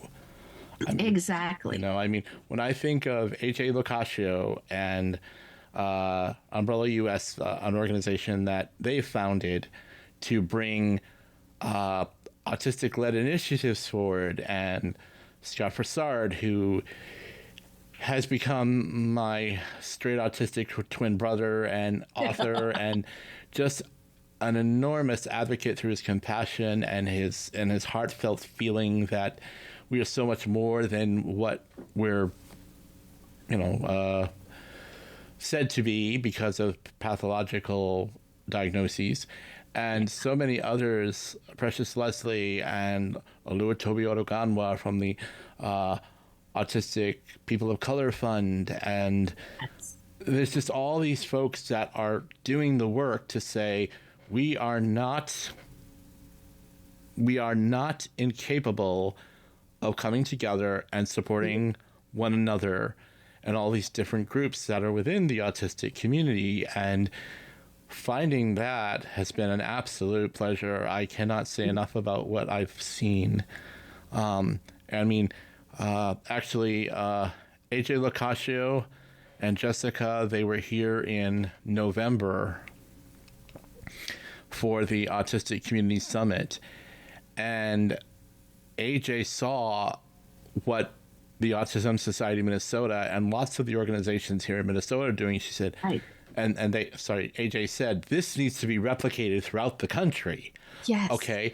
But we were able to do that because Today's Autistic Moment and AJ found each other. And now we're seeing all the connections that can be made if only the autistic adults come together. We plan something, we make something work. And then we reach that out to the rest of the country. And one of my visions for Today's Autistic Moment when I started it is because of how much I love the folks at Awesome and the great work that they're doing. I wanted to bring that educational experience, that awareness, that acceptance. I wanted to start bringing that to the wider community. And that's one of the things we are doing. We're reaching out. We're in Australia, we are in England, we are in France, we're in Germany, we're in various parts of the world that we probably wouldn't have gone to if we hadn't started what we're doing. Yes. Okay, so I'm gonna toss out an idea here, my friend. Okay. You know how the saying is, if you've met one person with autism, you've met one person with autism, which is wonderful. But I think what Today's Autistic Moment did was it took the beauty of each individual autistic adult and bound that together to create an absolute beautiful thing of unity, of community, and the ability to know you're not alone. Exactly. You have other people out there that might also feel alone, but now are connected. Yeah. And that's absolutely beautiful. Yeah. So, please talk about why Looking Forward Life Coaching is a sponsor, and maybe give some encouragement to others who might be wanting to sponsor but just don't know, are wondering, if I support the podcast, am I going to make a difference? And of course, we know the answer to that is yes. But please talk about that, because, like I said, Looking Forward Life Coaching and all my sponsors, including Lisa Morgan, let's talk about why that's so important and why you support it like you do. Well, when you first approached me with it was a no-brainer. It was so simple. It was so simple when you're like, hey, would you want to sponsor this podcast? And yes, definitely. And the reason why is, at Looking Forward Life Coaching, our foundation is person-centered. And with it being person-centered, it is having that opportunity to encourage, mentor, and come alongside, support, not fix. Exactly. And that is what drew me to Today's Autistic Moment, because you gave a voice to the ability to say, you know what, we're part of this human race also. Right. And we definitely have hopes and dreams and goals and expectations like everyone else. And it just was one of those very simple yes. And when it comes to sponsoring, there are for sure different avenues that a nonprofit, an organization, an individual, or even a corporation can come along and attach yourself to it. But you got to go back to, is it aligning with what is also important for your organization, your corporation, you individual? And Philip, my organization and your podcast is always aligned beautifully. And that's just what draws me into that sponsorship. Like every year, I'm like, of course, I wouldn't hesitate. And more importantly, why not go to a new avenue to support? It's very easy to support your bigger organizations like United Way and all those kind of things. But why not something that's starting up and making such a ripple effect like a podcast? It just was a new avenue that I never even thought. And I'm so grateful I did. So grateful. Yeah. Well, to be perfectly honest, it was an avenue I had thought of until somebody at the Department of Rehabilitation Services said, podcast? I'm like, yeah, maybe, And I remember reaching out to Robin DeCourcy and I said, Robin, do you think that the autistic adult community could use a podcast? And her response was, hell yeah. So I mean, it's been a real pleasure with things like that, and just to realize the impact that would make, and we're still making it. So we're here. We're gonna be here for a 5th season, and we couldn't be here without you and the folks at Looking Forward Life Coaching and all of our other great sponsors, whom I am eternally grateful. So so excited. So excited. Yeah, you better stick around for a while. Well, I have to give you a little fun thing. So I have Time Hop, so it shows me what has happened in the past, and one came up today, and I thought this was just beautiful. 3 years ago, if you haven't listened to my friend Philip King Lowe's podcast, please do it. It is amazing. So 3 years ago, I was already promoting it, and I will still continue to promote it. You told me something about a year or two ago that I think potential sponsors and supporters need to hear. Because I once asked you how today's autistic moment was making a difference for Looking Forward Life Coaching. And please tell our audience, because I believe you said that it made your organization grow. Oh, yes. Oh, yeah, definitely. We have gained clients and support because of today's autistic moment. We're also very small, and what we do is also very unique, similar to your podcast.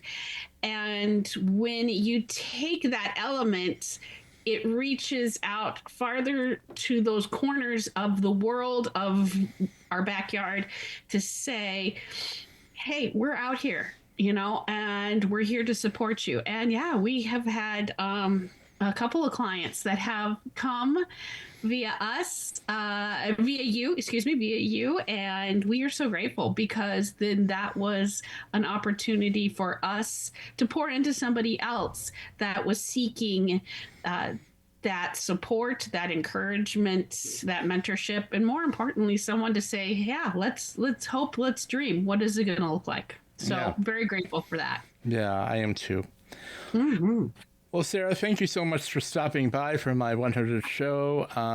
As I say, I can't do it without you, and you are a wonderful, loving supporter, and I'm so happy that we can work together, grow together, and really make a difference for this wonderful autistic community that is finding itself, each other, and we can kind of continue on with what we're doing. So thanks for stopping by today. Of course, and I'm looking forward to 200th episode, 300. Oh, we're growing old, my friend. We're gonna grow old together. As someone I once knew said, we're not getting any younger. It's so true. But keep doing the amazing things that you're doing, my friend, because it's making a difference. Yeah, thank you so much.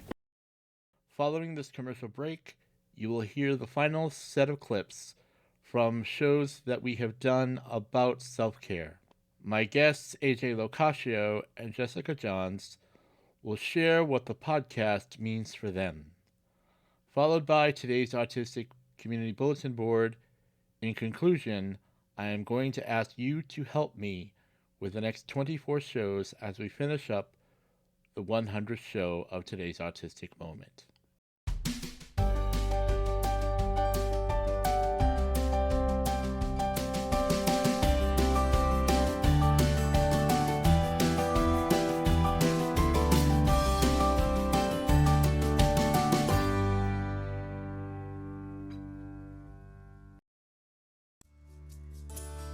Hello, autism community.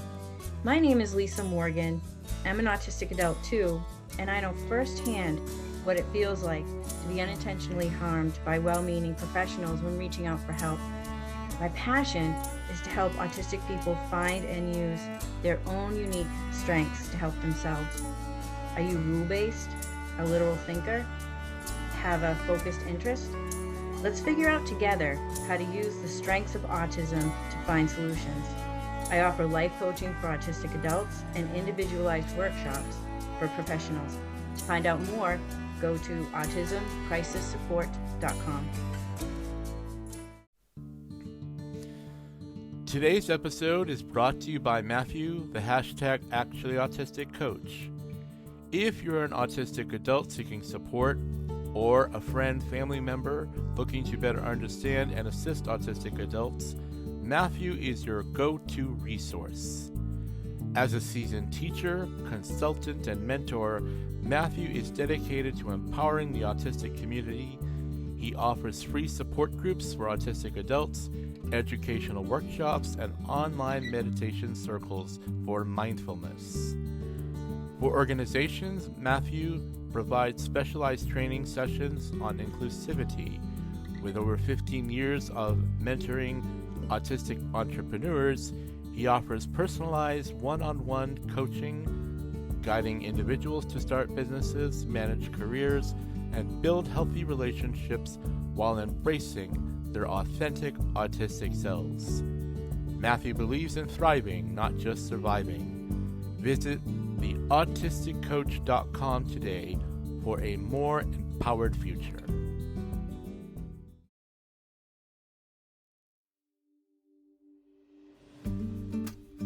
Life managing you, or are you managing your life? Do you want to find more peace in your life? For many of our clients, self-care is a key to success. Skill building and feedback is essential for self-care. Looking Forward Life Coaching helps provide structure through our person-centered approach that has demonstrated growth for many of our clients. If you or a loved one needs help with structure and strategies around self-care, please visit us at www.lookingforwardlc.org, email us at info@lookingforwardlc.org, or call us at 612-504-7414. Self-care and resiliency can help you weather the storms of life. Looking Forward Life Coaching helps change stumbling blocks of life into stepping stones toward success.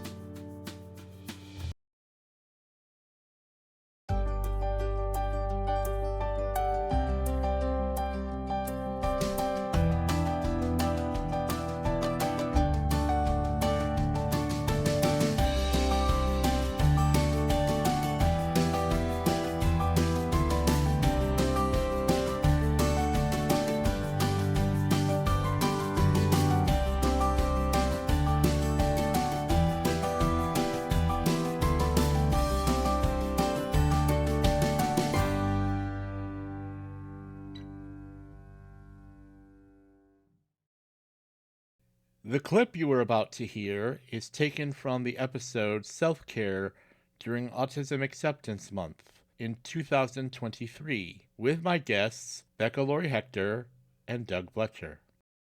And I'm going to add to, we're here talking about it's self-care, but one of those great barriers is all of this brings a lot of us added depression upon the depression we already live with. It brings on the anxiety, you know. I mean, while we're trying to talk about autism acceptance, let's say, there's people throwing out the puzzle pieces. You know, and why don't we, for the sake of caregivers who may be hearing us, let's tell them why the puzzle piece is a problem. Okay. I think it would be wise for them to hear that. Go I think ahead, that's both. great. I mean, I think we should always continue to educate, right? Because for me, it's twofold, right? There's one piece of it that is that it has for a very long time been the logo to an autism organization that I cannot support, that has looked to co-opt our community in ways that are unfair, and has certainly portrayed our community in ways that are unfair.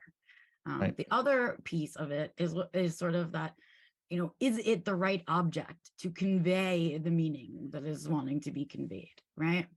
And I get that for me, and I've certainly used this example very early in my diagnosis place, where it did feel like finding out about my autism was the piece that was missing for me to understand myself, to live my life. And so I get that. But what it does is it flips on itself, and I feel like it becomes more like we're somehow missing a piece. Right. Instead of that the autism helps us to be better, it's that somehow we're broken and we're missing a piece, is the way that it comes across. And so I have issues with both standpoints on it. And so really for our community, in terms of owning our identity, it meant getting rid of that puzzle piece. The interesting thing is, like, yeah, there is like a visual attached to us, but then autism doesn't have any particular look. Right. So I've always found trying to attach a visual to something that is invisible in so many different ways. You know, even for those that, you know, that have really high support needs, I think like there's such an invisible component for so many of those people. So I just find it interesting that there's a need to attach a visual to our community. This next set of clips comes from the episode Self-Care After Autistic Diagnosis Identification with Becca Lori Hector, Carol Jean Whittington, and Dr. Scott Fassard. I asked each of them to talk about what their lives were like before and after the autistic identification. Here is what each guest had to say. My very first real reaction to it was honestly, I told you so. And that feels like a crazy reaction, right? But I feel like I had spent my whole life up until that point. So for 36 years, I lived on this planet going, listen, I'm different.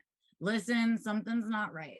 Listen, I don't understand why this doesn't work. Why am I not like everyone else? What, like so many parts, right? Like for my entire life. And when I got my diagnosis, not even right before that, when I self-discovered, I want to say even, in that moment, I was like, oh, right. There was that relief and validation of my experiences. And when I got that official diagnosis, I was like, man, I want to stand on a rooftop and just be like, world, I told you so, right? Like, I told you. I told my teachers, I told my parents, right? So much that was my first emotional response. It was just so freaking validating to my experience that I had, you know, never been validated, right? It was why my self-esteem was so low. And at that point in my life, when diagnosis came in, you know, when autism entered my life, I was 3 years homebound and suicidal. I had plans. I had, you know, the whole deal. I was really, really close. And so I say a lot, autism saved my life. And it did. I know I would be dead right now if it didn't come into my life at that particular time. And so there was a lot of gratitude that went with the diagnosis too, like weirdly hand in hand, because man, right, it really did save my life. So it was a really emotional time, I want to say. It was like that first year was an emotional roller coaster for me. So in so many different ways and so many similar ways to what Becca just shared, my friend Diane J. Wright of Autastic has a group on Facebook called Surprise, You're Autistic. I was truly surprised because I was 39 and 10 months old. So I was almost 4 decades into living and believing that I was just a failure, that I wasn't living up to my potential, that all of the things that people said because I had an exceptionally high IQ and I seemed to be so good at so many things and really excelled, but then the things that were really obvious, like everybody else did, and it was no big deal, I struggled with, and the things that they struggled with, that they didn't struggle with, I struggled with. So when I sat in an identification with a neuropsychologist for my son, who was 10 at the time, and I'd been reading the parent questionnaire, for these several weeks we had been practicing, and he had said, hey, what do you think about those questions? And I was like, well, I don't really think much of anything about them. They make sense to me. And as I was reading them, and so that was sort of maybe the only thing he'd asked. And we were going through the process of here's the report and all of the information. But as we were getting the results for my son, and they were telling me, yes, he is autistic, and these are the things that he's going to need additional help with, and occupational therapy and things like that. And he looks at me over his little half glasses, salt and pepper hair, and his little sport coat, and he says, you are missed. And in my very literal thinking brain, I said, no, I wasn't. I'm right here. Nobody missed me. He just kind of smiled and nodded his head, and he says, you need to come back and see me. And so he goes on about the business and goes for about 10 more minutes. And all of a sudden, a penny dropped, and I stopped, and I looked at him. I said, wait a minute. Are you saying I'm autistic? And he said, see the receptionist on the way out. You need to come see me. And so in a lot of ways, like Becca said, she had been telling the world, like, I told you so. And for me, it was, I had lived and had agreed to and had taken on the identity that I was just a failed human. So the possibility of there being something that answered why life had been so hard did not come into my purview until someone said, hey, you were missed. And that changed my life. But instead of embracing that and going, let me figure out what this is, as the mom in that situation, my approach was, if I am autistic too, and I know how hard and how much I have struggled, I want to make sure I do everything for my child. So I poured everything for the next 2 years into making sure he had everything that I didn't have. And at the end of that 2 years, I hit the worst burnout of my life. And what I call those 5 levels of spicy burnout, I hit that ghost pepper level 5. I was so hot, I was not. And my body shut down.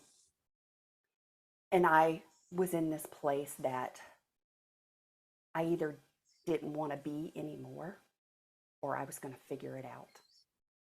And with 2 small children that I absolutely adore, I chose I needed to figure it out. And having that understanding that there was just something I didn't know, there was a piece of information that I had not had to that point. My life, for the first time, I had just turned 49, I am in a place that I never imagined even possible. Even when I thought there was a possibility, I still couldn't dream as big as what the reality has been. And that is, I have sustainable energy every day. I am happy. I feel free. I feel me. I feel unmasked. I feel unveiled. I feel fully grounded in the person I was created to be. And I'm showing up every day living my best life that I knew it was mine. I just didn't know how to get it because I believed all of the things externally. And that identification did come with that same processing phase that I call, like what so many of us, the relief, the elation, and like, oh my God, there's a reason, there's an answer. And then the grieving phases that we go through, because we go through the what would have been possible, what if, what would have happened, what could have been avoided, all of the hurt, all of the trauma, all of the things at this point. And after we go through that, we reach this place of like, well, okay, now I'm learning some stuff. And I recognized that, now I've learned about masking and camouflaging, masking to the professional level of camouflaging.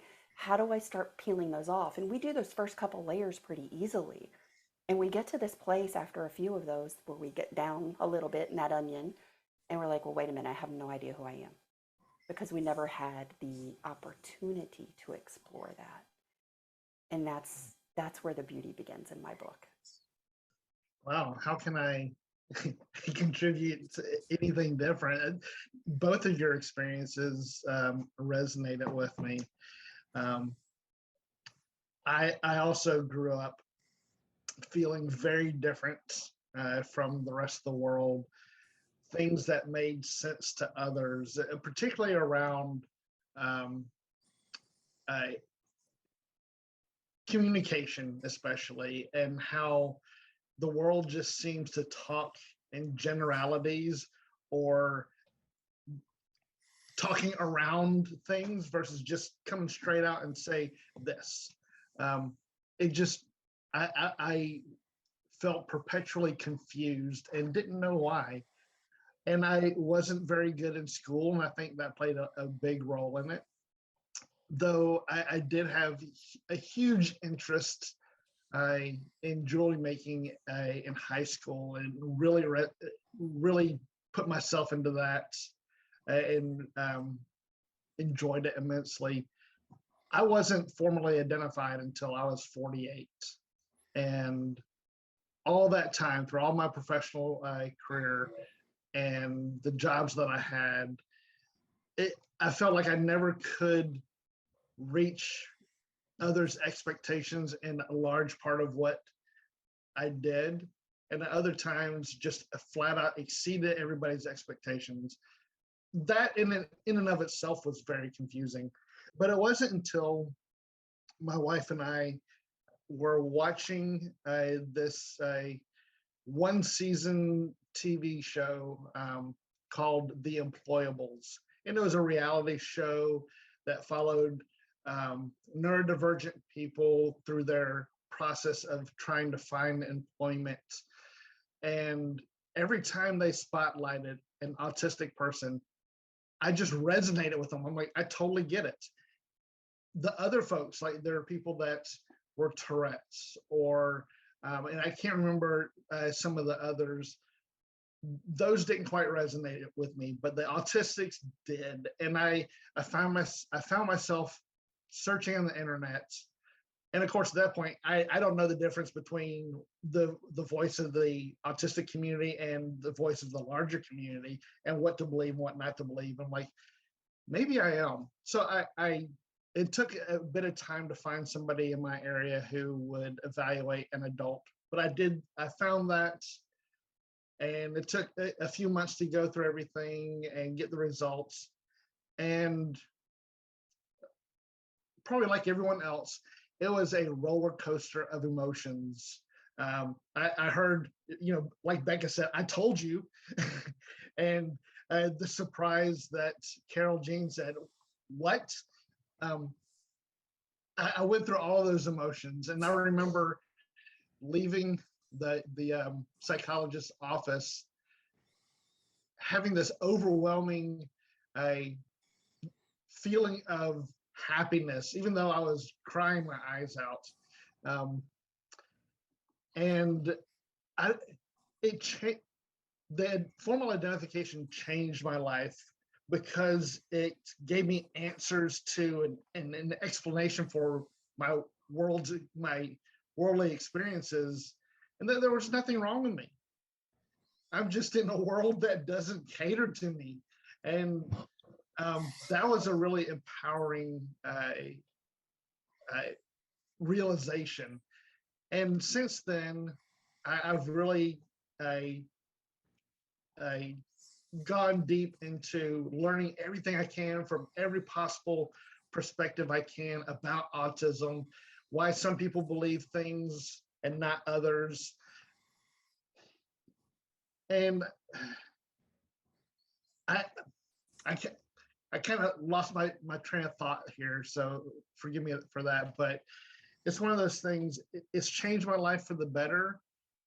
because now I'm able to share experiences and why learning that I'm autistic is such a critical part of who I am and understanding myself, and why I believe that should happen for others as well. Please join me in welcoming Angela AJ Locashio and Jessica Jahns. AJ Locashio and Jessica Jahns, welcome to the 100th show of today's Autistic Moment. You've both been some of my top fans, and you've been guests on my show. AJ has been a guest on the show quite a few times and does a marvelous job, and also participated in Autistic Voices Roundtable discussions. And Jessica, you have been a very faithful, regular listener of today's Autistic Moment, and you also have shared in Autistic Voices Roundtable discussions. So I want to thank you both for being here. I want to start with AJ, and AJ, you've been a guest on today's Autistic Moment, as I say, and I want you to talk about what you love about the podcast and what it means to you to both be a guest and a listener. I think that the podcast for me has just been validating as an individual, coming from both the autistic community as well as the queer community, coming into this space and just feeling really welcome and able to 100% be myself. Having that has been it's just rewarding to be able to participate in that. But even more, it's, we don't get treated like that everywhere. So coming into this space and being treated like a full, whole, complete human being is, I'm struggling to find a word for what that is. It's just, it's validating as a human being. I think that's the best word I can find right now is that it's validating. As far as listening, I learn so much from other members of our community, and the questions that you ask and what you add to those conversations and to the information is just profound.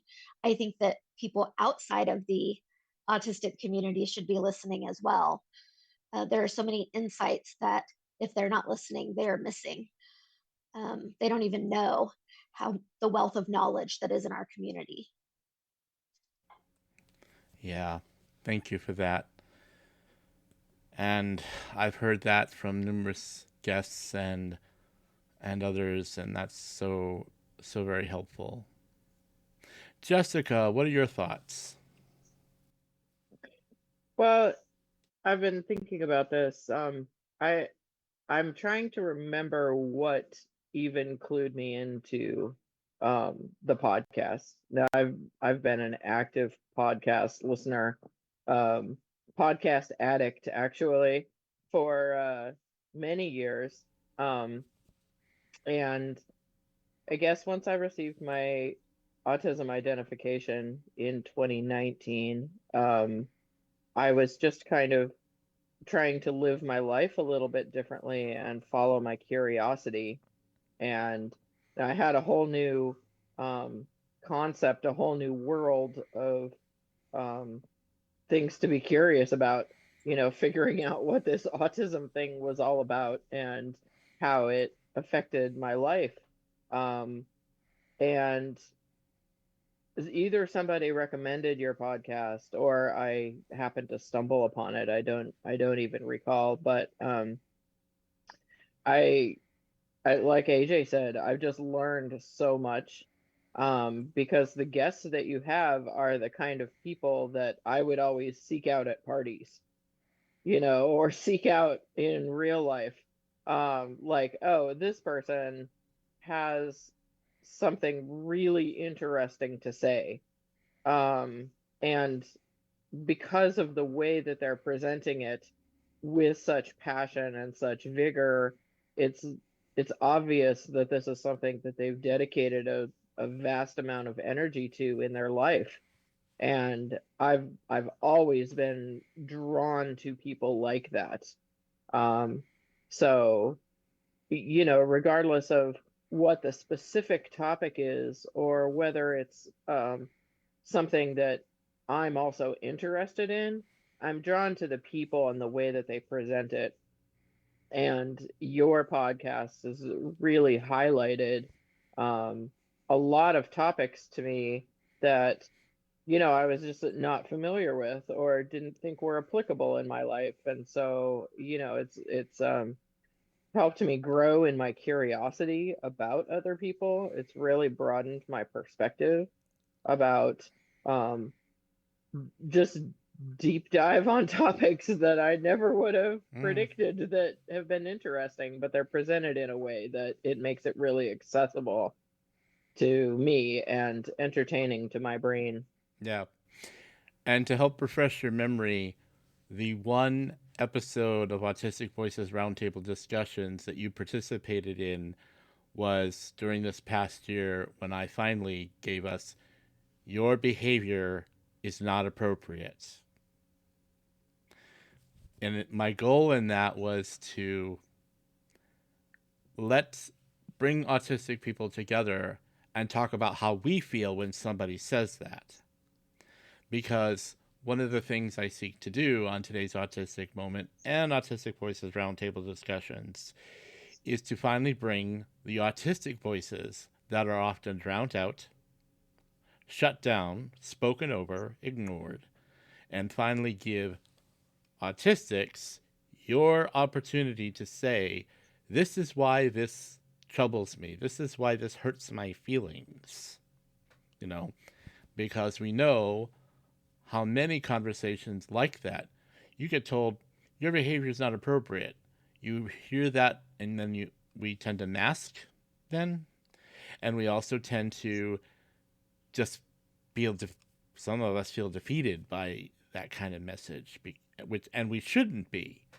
We should have an opportunity to reply, but we are not often given. And so one of my goals of this podcast is to give autistic people your opportunity to finally answer some of that back, and nobody's going to tell you keep quiet. So that's what that was about. Yeah, that experience of being featured in the roundtable discussion was really profound for me as well, because having listened to your podcast, the people that you have highlighted, I don't feel like I'm a part of that crowd of resources. So I'm still coming to terms with that, and having the interest that you've put into whatever it is that I'm doing here. I don't even really know yet how I'm contributing to our autistic culture and our collective, coming out, let's say. That was also very validating. AJ used that term, and I'll just crib from her on that too. Yeah. So. Yeah, thank you for that.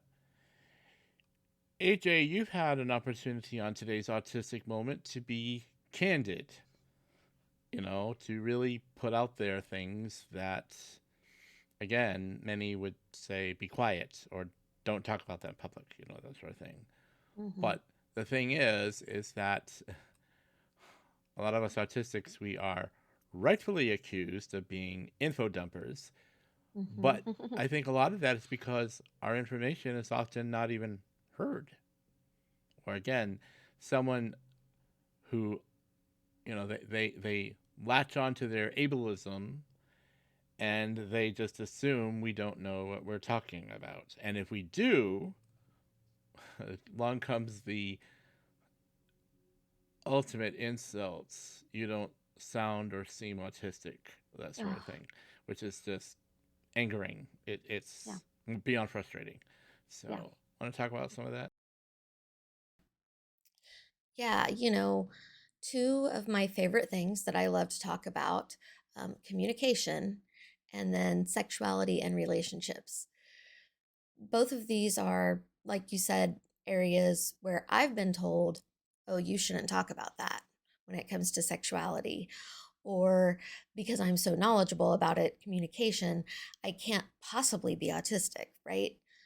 The first doctor who I saw for diagnosis, before they started anything, said to me, well, you have the right to be tested, but you communicate so well, you can't be possibly autistic. And I think that's why I use that word validating, because it is through today's autistic moment, through the roundtables, through our personal discussions, through my discussions with other folks in the community, I have found that we communicate very well. We may communicate differently, but we communicate well. And some of us are able to mask and communicate the way people want us to, even though that may not be what comes naturally to us. And that's where our conversation, we had a conversation about anger and kind of managing that. And I remember the first thing I said was, well, this is appropriate because I'm really angry today. How lovely is that to be able to say, I'm angry and not be told that that's not a good emotion to have? It's a real emotion, it's a valid emotion. As far as discussing sexuality, that 100% is a special interest for me. So it's something that I've been interested in for a very long time. And being able to share that knowledge with the community to let people know that there is somebody there who they can contact to have discussions with is just a really beautiful thing. I'm honored that I was allowed to do that and am allowed to do that in the spaces that you create. Thank you both for sharing all that. And it is my privilege to interact with you on the air or off the air. And you both are tremendous in the work that you're doing, that Umbrella US is doing, and so many other things that are happening. So welcome aboard. And it is my pleasure to have you as part of my network of people. So thank you very much for being here. And AJ and Jessica are going to be here next show, where we're going to talk about the topic, the focus for 2025, navigating the future of multidimensional autistic leadership. And so you can all look forward to that coming up on January 26th. So thanks to you both, and we'll see you then. Thank you. Thank you. You're welcome. You have just heard some clips from 14 of the 99 shows that were published between January 2021 to December 2024. The time constraint is such that I cannot possibly use more clips. Please know that all of my guests that have been speakers in all 100 shows were phenomenal with their time, talents, and the information they shared. Let me say that while our efforts have begun some social changes for the better, there are still those out there that are working to erase the existence of autistic adults from all our intersectional communities. This means that there are folks out there who would rather keep society in the chains of neuronormativity and leave the many wonderful contributions that so many autistic adults are giving to our society. And while it affects us who are autistic, the real tragedy is that society is missing out on all of the good that autistics are doing. This is why the advocacy and information by and for autistic adults must continue to grow. Coming on January 26, 2025, join AJ Locashio, Jessica Jahns, and I for the episode Navigating the Future of Multidimensional Autistic Leadership. On February 9th, Shalise Hurd will be returning for the show Black Autistic Leadership. Today's Autistic Community Bulletin Board. All of these events, with their links and many others not mentioned, are available on todaysautisticmoment.com/bulletin board. The Adult Coffee Club is back for autistic adults in Minnesota. They are held on the second Tuesday of every month, weather permitting, at Dogwood Coffee, located at 2700 University Avenue West, Suite 100 in St. Paul, Minnesota. The zip code is 55114. The Adult Coffee Clubs will be on January 14th, February 11th, March 11th, April 25th, May 13th, June 10th. Understanding Autism virtual classes are offered by the Autism Society of Minnesota. The next classes will be on January 13th, 10 to 11 a.m., February 10th, 12 to 1 p.m., March 10th at 6 to 7 p.m. Classes are free of charge, but you must register to attend. Are you a professional who works with autistic people, such as a therapist, psychologist, occupational therapist, psychiatrist, social worker, case manager, or healthcare provider? Join the awesome professional networking group to work with the Autism Society of Minnesota's counseling and consultation team that offers a resource to help you network with other professionals. Group sessions are held monthly. See Awesome's event calendar for more information. On January 24th, 2025, beginning at 9 a.m. to 12 p.m., there will be a virtual workshop at the Autism Society of Minnesota entitled Maximizing Your Disability Services. Dr. Barbara Luskin, a therapist at the Autism Society of Minnesota, and Jillian Nelson will be presenting this workshop. Go to ausm.org to get more information about these and other social and recreational programs, educational events, counseling services, and support groups at the Autism Society of Minnesota. Min Neurodivergent is a social club rooted in a vision of bringing neurodivergent Minnesotans together to build meaningful connections. Its core principle is to foster an environment where all are created with dignity and respect, regardless of ability or preferences. Go to their new website, minneurodivergent.org, to find out about their events. You have been listening to today's Autistic Moments 100th show. It is my pleasure to offer this podcast for all of you who are autistic adults out there. I cannot thank the guests, sponsors, donors, and audience enough for giving me the honor of giving you the best podcast I can. As long as I have breath in my body, the means given to me by the sponsors, and all of you in my audience, I will continue to bring you the quality program you are listening to. However, I need some help from all of you. This podcast needs your donations to help me keep everything going. Please go to todaysautisticmoment.com and click on Support Today's Autistic Moment.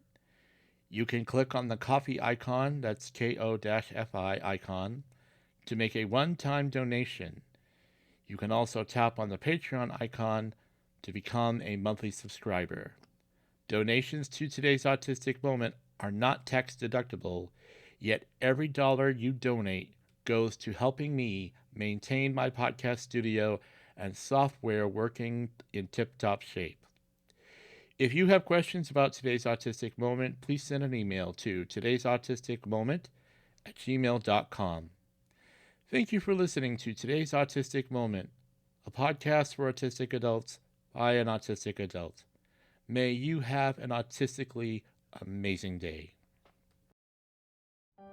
All of the guests meet with me on Zoom to record the interviews. The interview transcripts are provided by Otter. The podcast is prepared and edited on WavePad Masters Edition by NCH Software. The podcast is published by Spotify for Podcasters. The music that you hear is licensed to Today's Autistic Moment by premiumbeat.com.